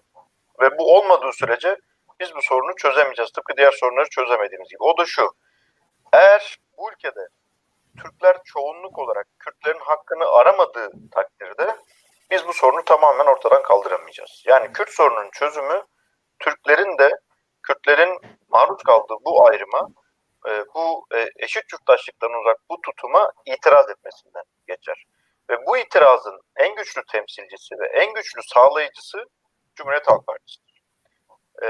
Bunun küçük bir örneğini Türkiye'de türban meselesinde deneyimledik hep birlikte. Türban konusunda doğru düzgün bir yasal düzenleme yoktu ama Cumhuriyet Halk Partisi'nin şerhi var diye türban ülkenin gündeminde uzun bir süre durdu. Hatta seçimler yarattı, seçim sonuçları belirledi. Nasıl çözüldü bu sorun? Hatırlayanınız vardır mutlaka. Yeni bir yasa, yönetmelik, hiçbir şey değişmedi. Cumhuriyet Halk Partisi Genel Başkanı çıktı. Üniversiteye türbanlı gençlerin girmesi bizim için bir sorun değildir. Olması gerekendir dedi. De facto ertesi gün ülkede bu sorun çözülmüş oldu ve ortadan kalktı. Ve şu anda da üniversiteye türbanlı girebilir mi giremez mi tartışması başta Cumhuriyet Halk Partisi tabanının uzak kaldığı bir tartışmadır şu dakika itibariyle.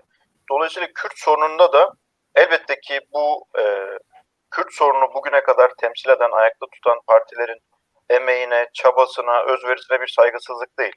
Bu bir gerçek ve son derece kıymetli. Ama bununla birlikte bana göre bu alanda birinci derecede sorumluluk Cumhuriyet Halk Partisi'ndedir ve çözüm de bence samimiyetle söylüyorum. Yine Cumhuriyet Halk Partisi'nin bu konuyu sahiplenmesinde ve benimsenmesinde yatmaktadır. İSMEK konusunda valla şöyle hani biraz Ekrem Bey'e haksızlık olacak ama onun gıyabında ikimizin arasında geçen özel diyaloğu yaparım. O da bu İSMEK konusunda başvuru gelmemesinden şikayetçiydi. Ben çünkü özellikle bu soruyu sordum bir görüşmemizde ona. Ya dedi ben de bir takip etmeye çalışıyorum ama bir türlü başvuru gelmedi. Sanırım sizin söylediğinizden anladığım kadarıyla başvurular da gelişmiş. Aradaki 50 mi 25 mi tartışması teknik bir tartışma. Bence diyalogla da gayet rahatlıkla çözülebilir bir tartışma. Çünkü söz konusu İstanbul Büyükşehir Belediyesi ne işte eğitmen istihdam etme imkanı kısıtlı ne de salon ve toplantı imkanları kısıtlı. Bence küçücük bir hamleyle bu sorun da çözülebilir. Arzu ederseniz ben bu sorunun çözümü için bireysel olarak inisiyatifte alabilirim. Çok iyi olur, seviniriz. Bu konuda samimiyetine inanıyorum Ekrem Bey'in. Gerçekten de düşün dünyası da hatırlayacak olursanız Habertürk'te de Kürtçe dil eğitimi konusunda da şu yüzyılda bunu konuşmayı ayıp sayarım diye net olarak ifade etmişti kendisini. Hatta birçok kez hani mesela siyasetin yine pratikleri içinden gidiyorsak ben onun adaylaştırılması döneminde de birlikte çalışma fırsatım olmuştu. Hatta bizim şirketin araştırmaları sonucunda Ekrem Bey'in profili bulunmuştu. Ve genel merkezde paylaşılıp sonra bu kararı destekleyen bir durum olmuştu. Tek başına belirlememişti ama büyük ölçüde destekleyen bir durumu yaratmıştı. Orada biz şunu da gördük. Ekrem Bey şu açıdan önemli. Biliyorsunuz ki 20 yılda bir siyasette kuşak dönüşümleri gelir. Yeni kuşağın önemli temsilcilerinden biridir İmamoğlu. Onun da şunu çok fazla gördüğünü ve deneyimlediğine tanığım. Yani ezber şu ülkede ya işte hemşericilik bağı çok güçlüdür. Siz hangi bölgeden bir aday çıkarırsanız o bölgenin oylarını siler süpürürsünüz vesaire. Oysa ki benim de onunla paylaştığım ve birçok önemli araştırma kuruluşunda paylaştığı veriler hemşericilik bağından öte ülkedeki siyasete dair bakış, siyasi okumaların belirleyici olduğunu gösterdi. Ne demeye çalışıyorum? Ekrem Bey Trabzonlu Karadeniz'den silip süpürecek derken kamuoyu yoklamaları bize bunun tam tersini gösterdi. Ekrem Bey Trabzonlu Kürt yurttaştan veya Güneydoğu Anadolu bölgesi kökenli yurttaşlardan yeterli desteği alamayacak derken tam tersi %80'lerde, %90'larda destek aldığını kendisi de bütün bilimsel ölçümlerle gördü. Dolayısıyla bize öğretilen bölümüne gelmek isterim. Şimdi bu ülkede sola, özgürlüklere, eşitliğe inanan insanlar olarak bir kere şu öz eleştiriyle başlayalım derim bence. Türkiye'de yakın geçmişinde büyük oranda bu faşizan uygulamalardan bedel ödeyen Kürt toplumuydu. Sonra diğer toplumları da yanına eklemleyebiliriz. Bir toplum hiçbir zaman bu bedelleri ödemedi. O toplumun önemli bir kısmı şu anda Cumhuriyet Halk Partisi seçmenini oluşturuyor. AKP sonrasındaki. Ve şimdi o seçmen de aslında faşizan bir yönetimin herkese kendisi de dahil herkese bedel ödetebileceğinin yüzleşmiş oldu. Ve bugüne kadar o toplumun ödediği herhangi bir sosyal bedel yoktu. Hangi toplumu kastediyorum? İşte daha satın alma gücü yüksek, kendisini Türkiye'nin aristokrasisi veya burjuvası olarak tanımlayan, katılmasam da fiiliyat olarak yüzleşmek zorunda kaldığımız önemli oranda da kamuoyu yapıcı ve belirli konularda da onun onayının önemsendiği seçmen gruplarından bahsediyorum. Şimdi bu yapıya baktığımız zaman aslında klasik merkez sağcı ve geçmişinde iyi ihtimalle ANAP'a oy veren yapılardan bahsediyoruz ve bu toplumların bu toplumun Kürt meselesi de dahil birçok toplumsal sorunlara bakışı müesses nizam neyse onunla ibaret. Ama onların da öğrendiği şey şu ki bu AKP-MHP ortaklığıyla beraber pekişen de bir durum. AKP'nin gelmesi yeterli bir neden. onların da öğrendiği durum şu ki, demek ki ülkede kurumsal kapasitesi yüksek bir özgürlük iklimi yaratmadığımız takdirde bu zehir bir gün gelir, seni de bulur. Dolayısıyla toplumların bedel ödeyerek öğrenmesini önemseyenlerden biriyim. Çünkü bu kalıcı bir düşün dünyasının değişmesi anlamına gelecektir. Bu nedenle de konumuz değil ama bu ceberrut yönetimden kurtulduktan sonra ben Türkiye'de önemli bir özgürlük ikliminin hakim olacağını düşünüyorum. Çünkü toplumlar travmalar sonrasında tam tersini hayata geçirmek için çabalar. Hocam da belki destekleyecektir. Tarihte çok fazla bunun örneği var. Yani otoriter bir yönetim ülkede var iken Portekiz'de 30 tane medya mevcutken bu yönetim gittikten sonra bir yıl içerisinde 150'ye çıkıyor aynı sayı. Dolayısıyla ben bir iktidar değişikliği sonrasında özgürlükçü bir iklimin ortaya çıkacağını da bekliyorum. Hani CHP tabanı nasıl bakar sorusuna da küçük bir yanıtla girmiş olayım bu tarafta. Bu var. Bir diğer taraftan da asıl öz eleştiri tarafı şu.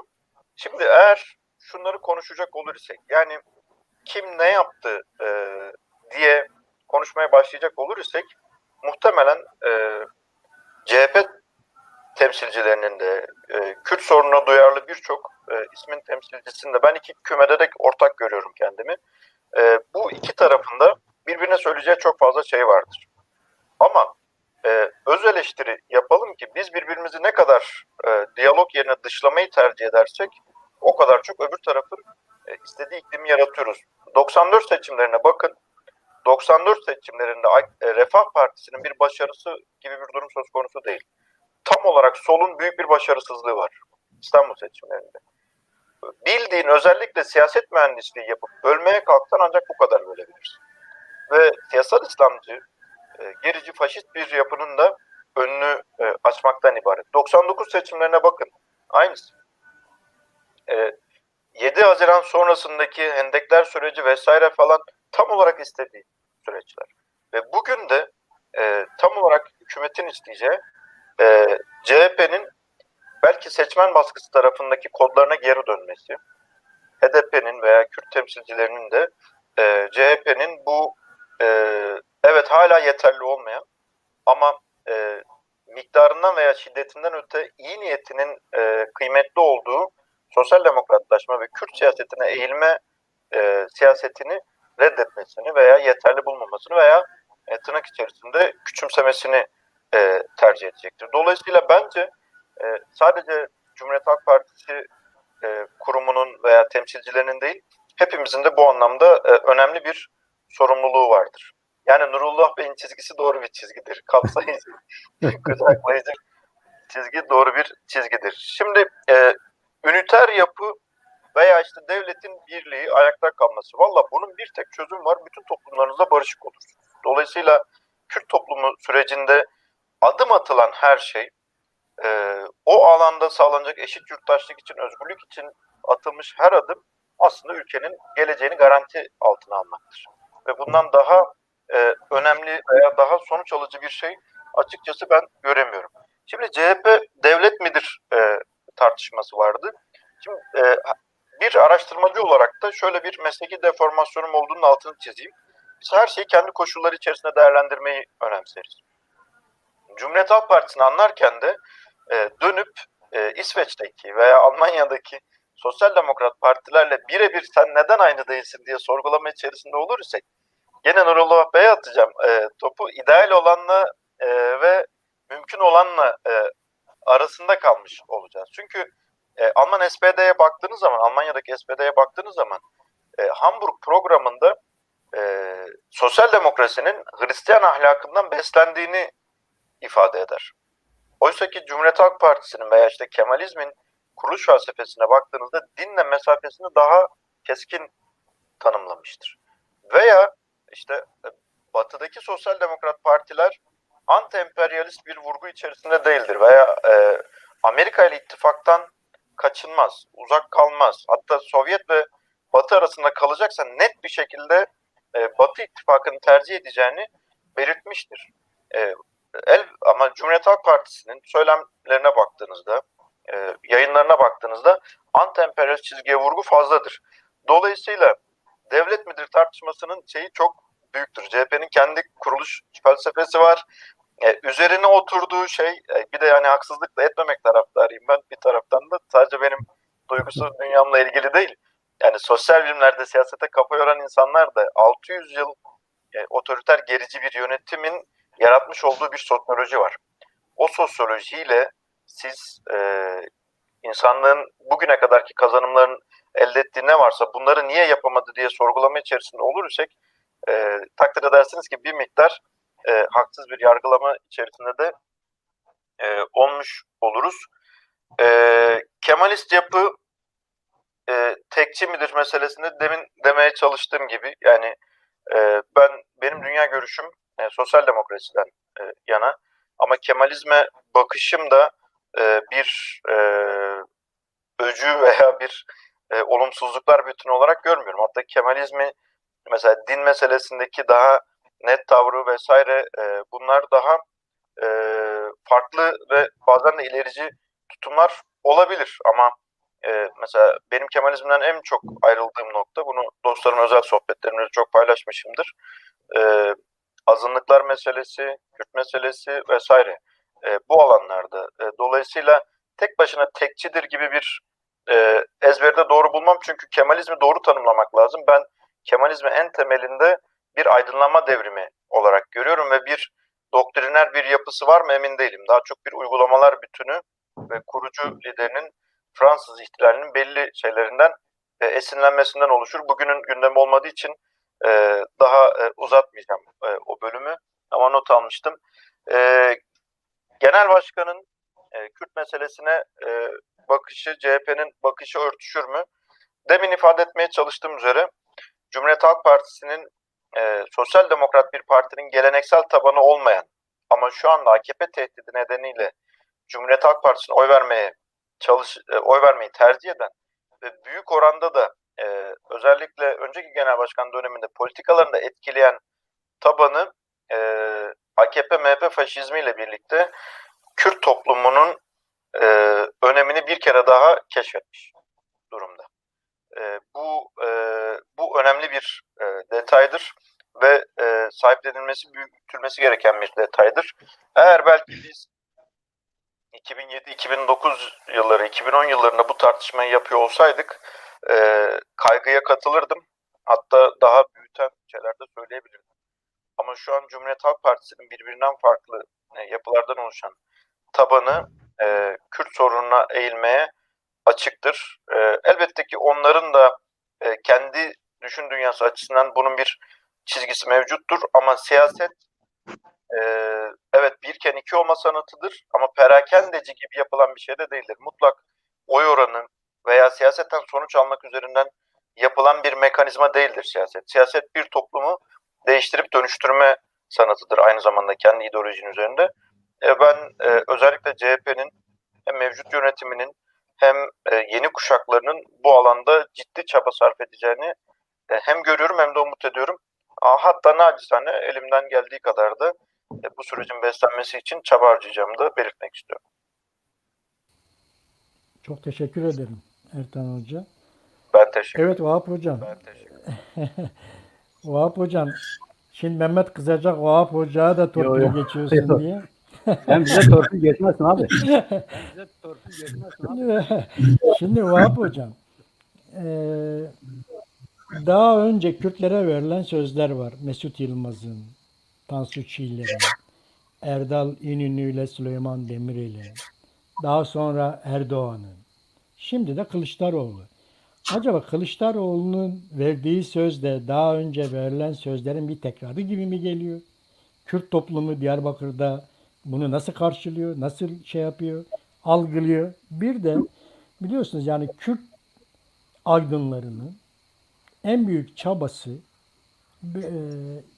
Kürt halkının oy verme davranışını değiştirmek oldu. Yani daha önce CHP'ye, işte diyelim Saadet Partisi, eski dönemleri söylüyorum, Adalet Partisi'ne, CHP'ye oy veriyoruz Kürtler. Ama Kürt aydınlarının çok büyük emekleri sonucunda artık bu tamamen farklılaştı. 80 öncesi yerel yönetim seçimleri 2014'den beri Kürtlerin oy verme davranışında bir değişiklik var. Yani Kürtler artık oyları kendi partilerine veriyorlar.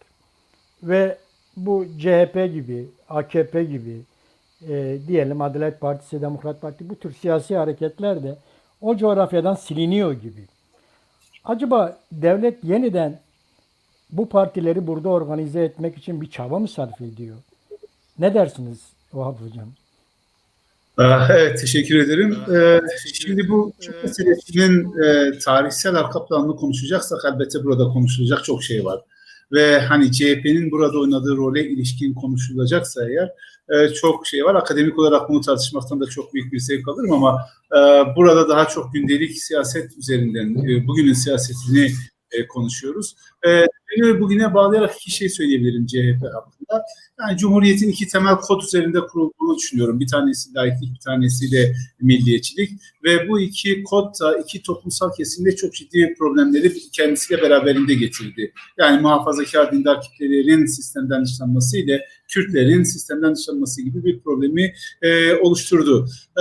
CHP'nin şimdi bu iki kodu da düzeltme yönünde bir takım adımlar atma en azından niyetinin olduğunu görüyoruz. Ben bugünün siyaseti açısından bunun değerli olduğunu düşünüyorum. Yani demin Ertan Bey de belirtti, işte bu türban sorununun, başörtü meselesinin çözülmesi yasal veya anayasal herhangi bir müdahaleyle olmadı. Yasaklanması da zaten hukuki değildi. Ortadan kaldırılması da hukuki değildi. Fiilen siyasetin içerisinde gerçekleşti ve bunda toplumun bu konuda ortaklaşması, CHP'nin buradaki bagajını kaldırması veya buradaki frenini kaldırması son derece etkili oldu.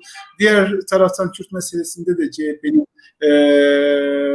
yaratımına katkıda bulunduğu bu sorunda yeni bir yol önüne koymuş olmasını bugünün siyaseti açısından değerli görmek gerekiyor. Çünkü siyaset algılar üzerinden, imkanlar üzerinden ve gerçeklikler üzerinden yürüyen bir şeydir. Dolayısıyla herhangi bir imkan, bir fırsat doğmuşsa olumsuzu olumluya yönetmek babında o zaman bunu mümkün mertebe kullanmak ve gerçekleştirmek gerektiğini düşünüyorum. Kürt seçmenin oy tercihleri hakkında söylediniz. Ben özellikle 2000'li yıllardan sonraki bu seçmen davranışlarına sürekli olarak bakıyorum. Yani 2000'li yıllara gelinceye kadar aslında 1983'ten 80 darbesi, 80 öncesi sizin de bahsettiğiniz gibi bölgede özellikle yerel yönetimde Kürt siyasal aktörlerin öne çıktığı bir dönem vardı. 80 darbesi bütün toplumsal kesimler üzerinden geçtiği, bir Kürtlerin üzerinden de ciddi bir şekilde geçti. 83'ten sonra seçimler yapmaya başlandı ve o ta 2002 yılına gelinceye kadar burada hem merkez sağ hem merkez sol partiler bir şekilde oy alıyordu. Bu tarihsel süreç içerisindeki en önemli kilometre taşlarından bir tanesi 90'lı yılların başında HEP'in kurulmasıydı ve HEP ve onu olan ardıl siyasal partiler bölgede Kürt illerinde siyasetin dengesini ciddi manada değiştirdiler. Bir nokta o 1990'da HEP'in kurulması, bir diğer nokta ise 2002 yılında AK Parti'nin iktidara gelmesi. Özellikle 2002 yılındaki seçimin sonuçlarına baktığınızda da yine Kürt illerinde merkez sağ ve merkez sol siyasal partilerin oy aldığını görüyorsunuz. Ama 2002 yılında seçmen bir siyasal tasfiye gerçekleştirdi ve bunun bir sonucu olarak 2004 ama özellikle 2007 yıllarından sonra bölgede iki partili bir siyasal yapı kuruldu. Yani bir tarafında HDP'nin, diğer tarafında AK Parti'nin yer aldığı, seçmenlerin oylarının yaklaşık %90'ının bu iki parti arasında bölüşüldüğü, bazen bir partinin bazen diğer partinin öne çıktı ama oyların genel olarak bu iki partinin havuzunda toplandığı bir seçmen profili ortaya çıktı. Bugüne kadar da bu geldi. Ben bu iki partili seçmen dengesinin bugünkü süreç içerisinde değişmeye meyal olduğunu düşünüyorum. Değişme yönünde bir izlenimim var. Değişebilme ihtimalinin yüksek olduğu kanaatindeyim. HDP yine yapılan araştırmalarda HDP kendi parti tabanını koruyabiliyor. Yeni genç seçmenlerden HDP yine oy alabiliyor. Burada asıl ciddi değişiklik AK Parti tarafında. AK Parti'nin Kürtlerden oy almasını sağlayan dinamiklerin tamamında ciddi bir örselenme söz konusuydu. Bizim yaptığımız çalışmalarda Kürt seçmenlerin AK Parti'ye oy vermesini sağlayan 2-3 temel dinamik vardı. Bunlardan bir tanesi işte Kürt meselesinin demokratik çözümüne olan inanç. Diğerinde Kürt seçmenlerin partilerin gündelik hayatlarında, ekonomilerinde, şehirleşmelerinde, altyapılarında meydana gelen değişiklik ve üçüncüsü de işte muhafazakar ve dindar kimlik. Şimdi bu üç kimliğin de AK Parti'deki bu üç kimliğin de ciddi bir örselenme içerisinde girdiğini düşünüyorum. Muhafazakarlıktan ziyade daha milliyetçi bir dil ile konuşan bir AK Parti var ve bu muhafazakar, dindar, Kürt tabanında ciddi bir tepkiye sebebiyet veriyor. Diğer taraftan ekonomik gelişme hikayesi de tamamıyla bitmiş durumda. Ekonomide çok ciddi sorunlar yaşanıyor ve uygulanan siyaset bu sorunların çözüleceğine dair herhangi bir umutu da vermiyor. Ve en önemlisi AK Parti özellikle son 5 yılda, yani 2013-2015 arasındaki çözüm sürecinden sonraki gelen 5 yılda Kürt meselesini demokrasi içerisinde, siyaset içerisinde, parlamento zeminini çözme konusunda herhangi bir umut vermiyor veya buna yönelik herhangi bir ışık yakmıyor. Bu da bu partiden çözüm bekleyen seçmenler açısından ciddi bir handikap oluşturuyor. Dolayısıyla bu parametrelerin eskimesi, AK Parti açısından bu parametrelerin eskimesi bu tarafta, terazinin bu tarafında bir değişikliğe sebebiyet verebiliyor. Deva Partisi ve Gelecek Partisi'nin çıkması sadece bu partilerin başındaki kişilerin şahsi arayışlarından kaynaklanan bir durum olarak nitelendirilemez. Burada değişen bir sosyoloji var ve bu sosyolojiye paralel olarak da siyasetin dengesinin değişmesi de muhtemel. Ravest'in geçenlerde yapmış olduğu bir araştırma vardı. Özellikle Kürt gençler arasında yapılan bir araştırma. Önemli sonuçlar doğuran bir araştırmaydı. Bence bütün siyasal partilerin bu sonuçlara bakması ve bunun üzerinden siyasetlerini tayin ederken bunları dikkate alması gerekiyor. Önemli bir nokta burada. Özellikle AK Parti ile Kürt gençleri arasındaki mesafenin giderek açılması. Daha önce yapılan araştırmalarda işte bundan örneğin 5 yıl önce yapmış olduğunuz bir araştırmalarda HDP seçmenine ikinci partiniz kim diye sorduğunuzda büyük bir oranda AK Parti cevabını almanız mümkün iken artık onu alma şansınız ortadan kalkıyor. Daha ziyade burada diğer partilerin ön plana çıktığını görüyorsunuz. Dolayısıyla Kürt seçmenin tercihlerinde özellikle muhafazakar dindar Kürt seçmenlerin tercihlerinde önümüzdeki dönemlerde ciddi bir değişikliğin olacağını düşünüyorum. Bu ittifak siyaseti de bu değişimin olmasında önemli unsurlardan bir tanesi. Şimdi burada bence şunu görmek lazım. İttifak siyaseti sizin yöneteceğiniz siyasetini veya yürüteceğiniz siyaseti de ciddi manada etkiliyor. Yani onun imkanları içerisinde, onun olanakları içerisinde meseleye bakıp siyasetinizi öyle tayin etmeniz gerekiyor. Şimdi parlamenter sistem içerisinde her parti kendi başına bir varlık ve dolayısıyla tabiri caizse herkesin kendi bacağından asıldığı bir durum. Ama burada ortak bir yapı oluşturuyorsunuz. Şimdi bir tarafta muhalif iktidar partileri var. Burada sağlam bir ittifak var. Yani AK Parti ile MHP'nin hem taban düzeyinde giderek kemikleştiğini, temel siyaset konularında hiç ayrışmayan bir yapı ortaya koyduklarını görüyorsunuz. Hatta AK Parti çok haklı olduğu bir konuda eleştirdiği diye MHP milletvekillerinin partilerinden ihraç edildiği bir dönem yaşanıyor. Örneğin Ordu milletvekilinin olduğu gibi. Dolayısıyla burada iktidar tarafındaki ittifak çok sağlam bir ittifak. Diğer taraftan ise muhalefete bakıyorsunuz. İşte CHP'nin sürdürmeye çalıştığı bir ittifak çatısı var. Gerçekçi olmak lazım bence. Şimdi CHP'yi bunun içerisine çıkarırsanız burada iktidara alternatif olabilecek bir bloka, bir muhalefet ortada söz konusu olmaz. Yani CHP'nin koordinasyonu olmadan, CHP'nin bir arada tutuculuğu olmadan burada iktidara alternatif bir muhalefet yapısı inşa edilemez. O nedenle CHP'nin hem değişmeye çalışması, işte muhafazakar tabanla ilişkilerini geliştirmeye, Kürt meselesinde geçmişe kıyasla daha toleranslı bir dil kullanmaya çalışması önemli. Hem de bu farklı toplumsal kesimleri bir arada tutma çabası önemli. Yani İYİ Parti ile Saadet'i, İYİ Parti ile HDP'yi aynı hedef doğrultusunda bir siyasal yola sokması, burada bir hareketi geçirmesi son derece önemli. Bu açıdan baktığımızda ben son dönemdeki gelişmelerin bu bağlam, bu çerçeve içerisinde okunması gerektiğini düşünüyorum. Yani İYİ Parti'ye yapılan işte evine dön çağrıları aslında iki hususu ifade ediyor. Bir, iktidar kanadında veya işte Cumhur İttifakı'nda mevcut denklem eğer sürdürülürse tekrar iktidar olma şansının çok düşük olduğunun kendileri tarafından da gözlemlenmesi. Yani eğer bugünkü şartlar olduğu gibi devam ederse, yani muhalefet bloku ile iktidar bloku olduğu gibi devam ederse, iktidarın tekrar seçim kazanması zor. İktidar bunu görüyor. O zaman iki şekilde hareket edebilirsiniz. Ya kendinizden uzaklaştırdığınız, kendinizden küstürdüğünüz seçmenleri alabilecek bir siyaset izlersiniz. Ben iktidarın bugünkü kadrosu ve zihniyetiyle bunu yapabileceğini düşünmüyorum.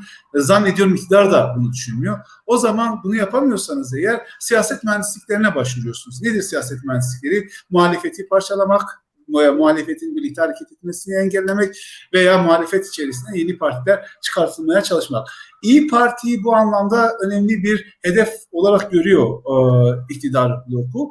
Çünkü İYİ Parti'yi kendi tarafına çekerse hem muhalefete bir zayıflama sebebiyet vereceğini hem de diğer tarafta CHP ile HDP üzerinden bir şeytan taşlama siyaseti yürütebileceğini çok açık ve net bir şekilde görüyor. Bunu yapmaya çalışıyor. Fakat benim kanaatim burada İYİ Parti'nin hareket alanı da son derece sınırlı. Yani İYİ Parti eğer şeyden ayrılır, Millet İttifakı'ndan ayrılır, Cumhur İttifakı'na giderse kendi tabanını tutma konusunda çok ciddi bir problem yaşar. Nitekim İYİ Parti yöneticilerinden de bu konuda açıklamalar geliyor. Sözcüsü Ağar Ali Ağoğlu, biz Cumhur İttifakı'nın bugüne kadar yaratmış olduğu bu faturanın ortağı olmayız veya bu çöküntünün ortağı olmayız. Dolayısıyla o ittifakın içerisinde yer almayız diye şimdi bu kapıları kapattı.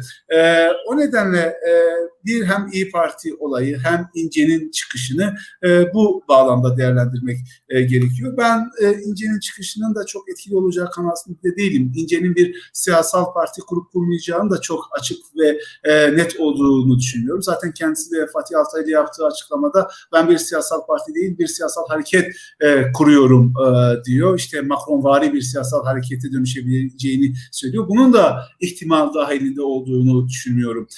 İktidar medyasını ve iktidar çevrelerinin eğer İnce o parti kurarsa oy vermeyi düşünen seçmenlerin %6-7 hatta 9 olduğunu söyleyen araştırmalar olduğunu söylemesini İnce'ye verilmiş bir gaz olduğu kanaatindeyim tabiri caizse. Orada da yeni bir siyasal parti elbette ki kurmak herkesin hakkı kurabilir. Ama ben eğer İnce'nin bugünkü koşullar üzerinden bir parti kurmaya yönelirse sonucunun Emine Ülker Tarhan'dan veya Öztürk Yılmaz'dan çok daha farklı olacağı kanısında değilim. Çünkü ne bugünkü CHP sosyolojisi ne de siyasetin bugünkü dengeleri bu kanata yeni bir siyasal partiye ihtiyaç gösteriyor. Burada ortaya çıkacak durumlar tamamıyla bir şahsi alınganlık veya şahsi istikbal beklentisi olarak nitelendirilecektir. CHP tabanının kendisini iktidara uzunca bir aradan sonra ilk defa bu kadar yakın hissettiği bir ortamda bu tür siyasal çıkışlara prim vereceği kanaatini taşımıyorum. Dolayısıyla siyaseti bu parametreler üzerinden düşünmek gerekiyor. Kürt seçmenlerin oyun kurucu olma noktasında ciddi bir avantajları var. Dolayısıyla Kürt siyasal partilerin bu avantajlarını ne kadar kullanabilecekleri önemli. Yani salt geçmişe atıf yaparak veya geçmişteki mağduriyetler üzerinden bir siyaset inşa etme şansı yok. Bugünkü olanakları nasıl kullanabileceği, bu siyasal beceriyi kullanıp kullanmayacakları bence önemli. Çeşitli enstrümanları var. Cumhurbaşkanlığı seçimleri, parlamento seçimleri, yerel yönetim seçimleri, bunların hepsi onların önüne çok ciddi fırsatlar sunuyor. Dediğim gibi bundan sonraki süreçte bunu belirleyecek olan bu fırsatları kullanmak. Siz sordunuz Nurullah Bey daha önce Çiller'in sözü var, Yılmaz'ın sözü var, Erdoğan'ın sözü var, bugün Kılıçdaroğlu'nun sözü var. Bir izleyicimiz de sormuş, buna güvenebilir misiniz, buna inanabilir misiniz? Ben siyaseti böyle okumuyorum. Yani bu güven üzerinden siyasette her zaman değişebilir, dengeler değişebilir. Önemli olan bunu bir çıkış noktası alıp ne kadar geliştirebileceğine odaklanmaktır. Bunu ne kadar derinleştirilebileceğine odaklanmaktır. Yoksa yarın şartlar değiştiğinde Kılıçdaroğlu da bu sözünden farklı bir siyaset bilir. O nedenle siyaseti hani işte samimiyet üzerinden okumaktan ziyade var olan olanakları siz ne kadar kullanabiliyorsanız, ne kadar değerli hale getirebiliyorsanız bunun üzerinden okumak lazım. Yoksa siyasal partilerin, siyasal aktörlerin, siyasal liderlerin değişen koşullara bağlı olarak kendi siyasal haklarını değiştirmesi maalesef siyasetin doğasında olan bir şey. Evet Çek Cafer. Artık programımızın yavaş yavaş sonuna geliyoruz. Son sözlerinizi alabilir miyim? Evet. Şimdi bu tabii katkılarınızdan dolayı katılımcı arkadaşlara teşekkür ediyorum. Bir şeyin altını iyi çizmek gerektiği kanısındayım. Kürtler Türkiye'de nüfus sorunları diye bir sorunları yok. Kürtler istedikleri zaman hem kendi siyasi partilerini parlamentoya taşıyabilecek kuvvetteler, hem de ittifak içerisine girdikleri siyasi olguları parlamentoya taşıyacak konumdalar. Yani biz önemli olan arayış içerisinde olan halkımıza verilen vaatlerin içeriğini tartışmaktır. Bugün benim bu konuda doğal olarak siyasi partilerin teklifleri ve açılımları doğal olarak Kürt insanının da ilgisini çekiyor. Seçimlere de bunu defalarca yansıdığını gördük. Ama önemli olan öz itibariyle Kürtlerin Türkiye'deki istemleri bağlayıcıdır. Yani bağlayıcı olan nedir? Türkiye'de en azından kendi kendilerini yönetebilecekleri bir otoriteye, bir sisteme sahip olmalarıdır. Yani bu anlamda biz Kürt partileri örgütlüklerini güçlendirmeliyiz. Yani biz halkla bütünleşmek zorundayız. Bizim nüfus diye bir sorunumuz yok. Ben Ertan arkadaşımın şu cümlesine atıfta bulunmak isterim.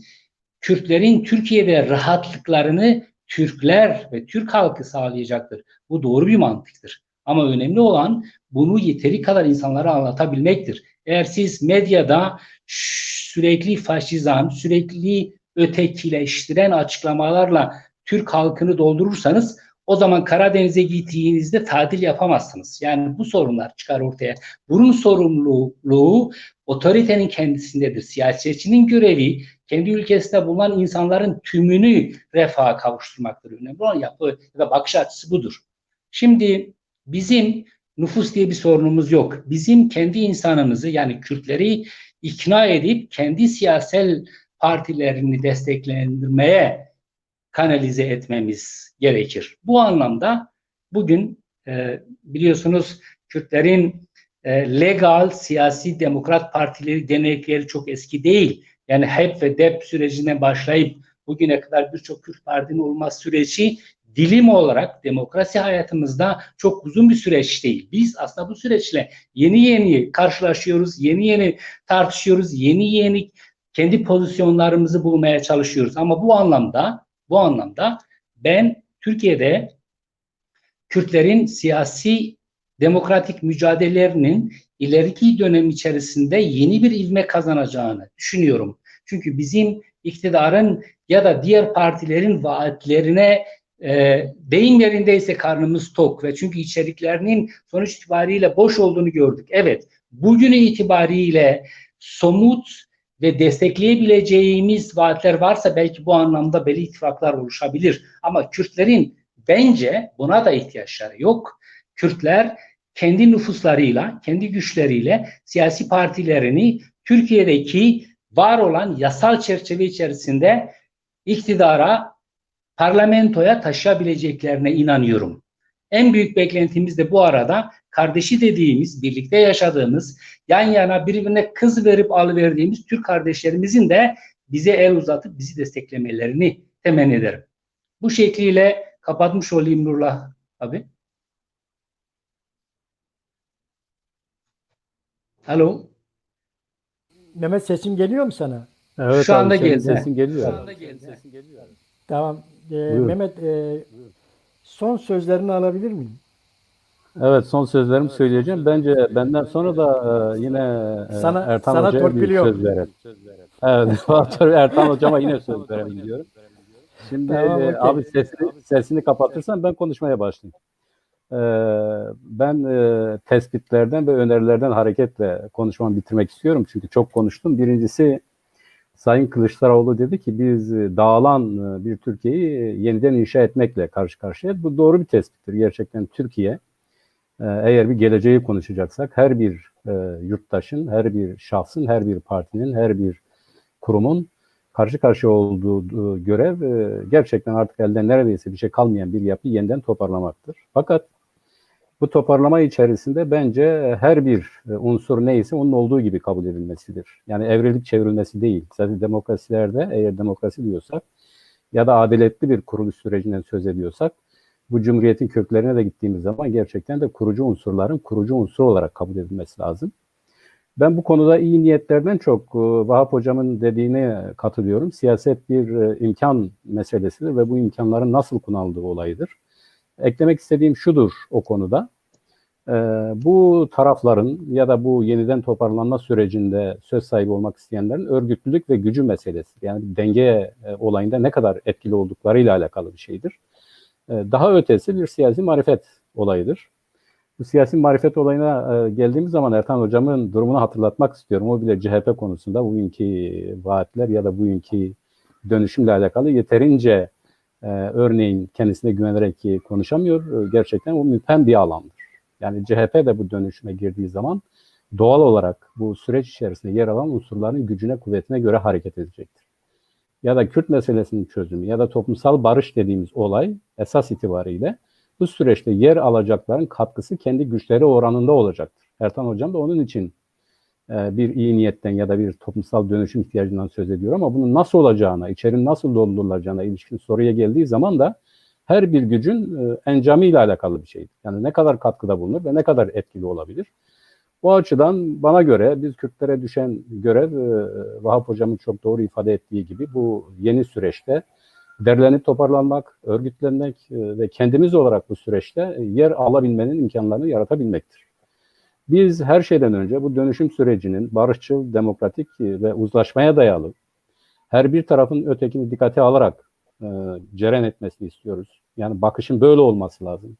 Bu süreçte realiteden hareketle, bu realitede dediğimiz zaman gücü itibariyle imkanları kullanan tarafların da gerçekten hak ettiği şekliyle bu süreçte görülmesi gerekmektedir. Ama en önemli olay bu Kürt meselesinin çok temel bir mesele olan Türkiye'nin demokrasi dediği şeyin aslında Kürt meselesinin çözümü olduğunu anlamaktan hareketle gerçekten de tartışmak, konuşmak ve barış içerisinde demokratik üslup yöntemlerle bu sorunun çözümünü CHP toplumsal zihniyet haline getirebilirse büyük bir katkıda bulunmuş olabilir. Biz herkesten, her bireyden, her kurumdan evvela böyle bir tartışma ortamının, böyle bir kültürün her nasıl bir çözüm ortaya çıkacaksa da bunun barışçıl yöntemlerle olması gerektiğine inanan bir partiyiz. Her ne kadar devlet bizi şimdi kapatırız diye tehdit etse de biz gene de barışçıl demokratik uzlaşma yöntemleriyle bu meselenin çözülmesi için herkesin katkıda bulunmasını öneriyoruz. Ama ben yine moderatör arkadaşımdan Ertan Hoca'ya da yine bir söz hakkı vermesini talep ediyorum. Bakalım Ertan Hoca nasıl toparlayacak? Valla bilmiyorum hocam, seninle Mehmet arasında bir hemşehrilik falan var mı? Yok hiçbir şey yok. Şöyle, bir kere Mehmet Bey'in bu demokratik tavrı için teşekkür ederim. Yani kendi eleştirilerini getirdikten sonra bana bir söz hakkı doğacağını Evet. peşinen ilan etmesi hepimizin arzu ettiği tutumdur ve dilerim ülkenin her alanında da bu hakim olur. Fakat tabii şöyle dikkat ederseniz ben program başından itibaren tek yanlı CHP'den yana bir tutum sergileyen bir tarzım yok bir tarafıyla. Çünkü konuştuğumuz konuların öneminin partilerin öneminden daha yüksek olduğuna inanıyorum. Bununla birlikte şöyle bir algı oluştuysa hem reddedip kesin bir dille hem de gerçek olmadığını da peşin belirtmek isterim. Bu anlattığımız konularda veya savunduğumuz meselelerde bir özgüven sorunu yok. Ama bir güven sorunu var. Şu anlamda bir güven sorunu var. O da şudur: bildiğiniz üzere sosyal bilimlerde veya siyasette mühendislik bilimlerindeki gibi 0 veya 1 yoktur. Tek bir doğru veya tek bir yanlış yoktur. Birçok değişkenin bir araya gelmesi durumu söz konusu. Cumhuriyet Halk Partisi'ndeki ben iyi niyetli bu arayışı önemseyip desteklenmesi gerektiğini net olarak savunmakla birlikte tek başına bu arayış varsayalım ki şu ankinden çok daha güçlü hale geldi. yine de tek başına CHP'nin politikalarıyla ilerleyen bir süreç yok karşımızda. Mesela hani bu tartışmalara çok girmek istemiyordum ama hangi çizgi hakim olacak Kürt siyasetinde? Demirtaş çizgisi mi veya işte İmralı çizgisi olarak ifade edilen çizgi mi hakim olacak? Bütün bunlar belirleyicidir. 7 Haziran iklimi mi hakim olacak? 1 Kasım'a giderken tartıştığımız konular mı karşımızda olacak? Bütün bunların hepsi CHP'nin de ne yapacağını ve de ne yapabileceğini limitleyen konular. Bu nedenle de CHP mutlak şunu yapacaktır cümlelerinden hem CHP temsilcisi olmamam nedeniyle hem de ne yapacaklarının tek başına CHP'ye bağlı olmaması nedeniyle özellikle kaçındım. Net olarak bu bir özgüven sorunu değildir ama sosyal bilimlere bağlı kalmanın veya objektif olarak kalmaya çalışmanın bir arayışıdır açıkçası. Teşekkür ederim hocam. Vahap hocam, şimdi biliyorsunuz bu Kürt siyasi... Son bir şey söyleyeyim. Program aslında şöyle bir küçük bir düşüm yarattı. Bence farklı görüş, özellikle hani benzer dünya görüşlerine sahip insanlar olarak farklı okumalarımız söz konusu. Bana göre hakim olması gereken çizgi de Nurullah Bey'in çizgisidir diye tamamlamam gerekiyor. Çünkü odur bizi bir arada tutacak olan şey. Odur faşizme karşı bir yoldaşlık hukukunu hayata geçirecek olan çizgi. Teşekkür ederim. Ama hocam herhalde sen de bana kıyak geçiyorsun. Yok. Teşekkürler Ertan Hocam. Sağ olun. Evet. Vahap hocam, şimdi legal Kürt siyasi hareketlerinin, siyasi partilerinin amaçları hem Türk sosyal demokratlarını hem de Türk muhafazakarları, yani en geniş Türk halkını ikna etmeden Kürt sorununun legal, demokratik çözümü mümkün değil. Biz de bu programımızı Türkçe yaptığımız için bazen eleştiri de alıyoruz. Ama bunun asıl amacı Türklere verebileceğimiz mesajı da verebilmektir. Biz bu işin legal, savaşsız, barış içinde, demokratik bir şekilde çözümünü savunuyoruz. Ve bunun için de Türk halkının büyük bir çoğunluğunun ikna edilmesi gerektiğini savunuyoruz. Bu nedenle de bu programı Türkçe yapıp onların da anlayacağı dilde, onlar her ne kadar Kürtçeyi öğrenmek istemiyorlarsa da biz onların da anlayacağı dilden bir Türkçe konuşarak Kürtlerin taleplerinin ne olacağını dile getirmek istiyoruz. Bu anlamda sizin de son sözlerinizi alayım Vahap Hocam. Evet,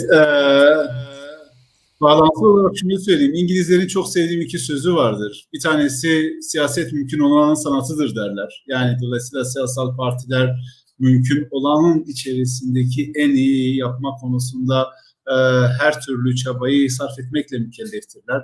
Dinamikleri iyi okumak, gelişen dengelerin, değişen dengelerin nereye gittiğini yorumlamak ve buna göre siyaset tayin etmekle mükelleftirler. Ama bunu yaparken aynı zamanda temel hedefleri olan bazı konularda toplumu değiştirme noktasında da sorumluluk almaları gerekiyor. Bu bağlamda ben Ertan Bey'in ilk başta söylediği hususun son derece önemli olduğunu düşünüyorum. Yani CHP Kürt meselesi konusunda bir niyetini belirledi ama burada biraz daha cesur, biraz daha iradeli, biraz daha sağlam bir dil konuşmak gerekiyor. Bence sosyoloji buna uygun artık. Yani o çok fazla korkular üzerinden davranmak CHP açısından faydalı olmayabilir. Çünkü bugün Kürtlerin Türkiye siyasetinin içerisinde oynadığı rol son derece önemli. Birincisi bu. İkincisi İngilizlerin sevdiğim sözü. Derler ki tango 2 kişiliktir derler. Yani tango yapabilmeniz için 2 kişiye ihtiyacınız vardır. Sadece sizin oynamanız veya dans etmeniz sorun değildir. Rakibinizin de veya muhatabınızın da partnerinizin de buna eşlik etmesi gerekiyor. Dolayısıyla Türkiye'de Kürt meselesinin çözülmesi sadece Kürtlerin düşünmesiyle, tavır almasıyla, siyaset üretmesiyle çözülebilecek bir durum değil. Aynı zamanda Türkiye toplumunun da buna eşlik edecek olan bir siyasi çizgiye gelmesi gerekiyor.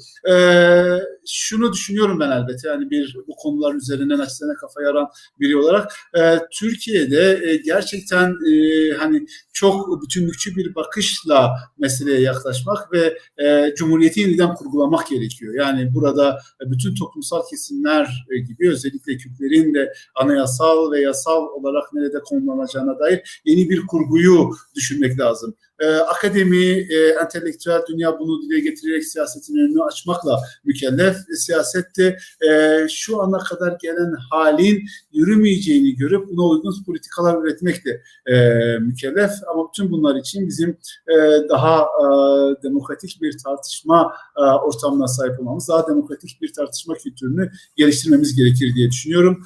Ben de davet ettiğiniz için çok teşekkür ediyorum. Çok sağ olun. Ben de bütün konuklarıma teşekkür ediyorum. Sayın Çarpel Medya izleyicileri, siyasetin kendisi konjonktüreldir. Siyaset konjonktürel problemleri çözmeye çalışır. Genelde böyledir. Devletler belki stratejik davranabilirler ama siyasi partiler genelde konjonktürel davranırlar. Mesela bakın, Bizans İmparatorluğu Doğu Roma 1000 yıl yaşadı. Bu toprakları 1000 yıl yönetti. Ardından gelen Osmanlı İmparatorluğu'na bakın, 600 yıl yaşadı. Bu toprakları idare etti. Ama arkasından İngilizlerle Fransızların Orta Doğu'da kurduğu düzene bakın, 100 yıl yaşamadı. 100 yılda çöktü gitti. Artık konjonktürlerin süresi kısalıyor. Ve gerçekten bugünkü dünyada konjonktürel durum 25 yılı görebiliyorsanız çok önemlidir. Eğer önünüzdeki 25 yılı değerlendirebiliyorsanız, bırakın 1000 yılları, 600 yılları, 100 yılları, 25 yılı görebiliyorsanız çok önemlidir. Biz de bu anlamda Türkiye'nin bugünkü konjonktüründe konuklarımla beraber konjonktüre biraz ışık tutmaya çalıştık. Özellikle de CHP kurultayını gündeme getirerek konjonktürü değerlendirmeye çalıştık. Hepinize çok teşekkür ediyorum, konuklarıma. Sizlere de rojbaş diyorum. Haftaya değişik konu ve değişik konuklarımla tekrar görüşmek üzere. Tekrar hepinize iyi günler diliyorum. Hoşçakalın.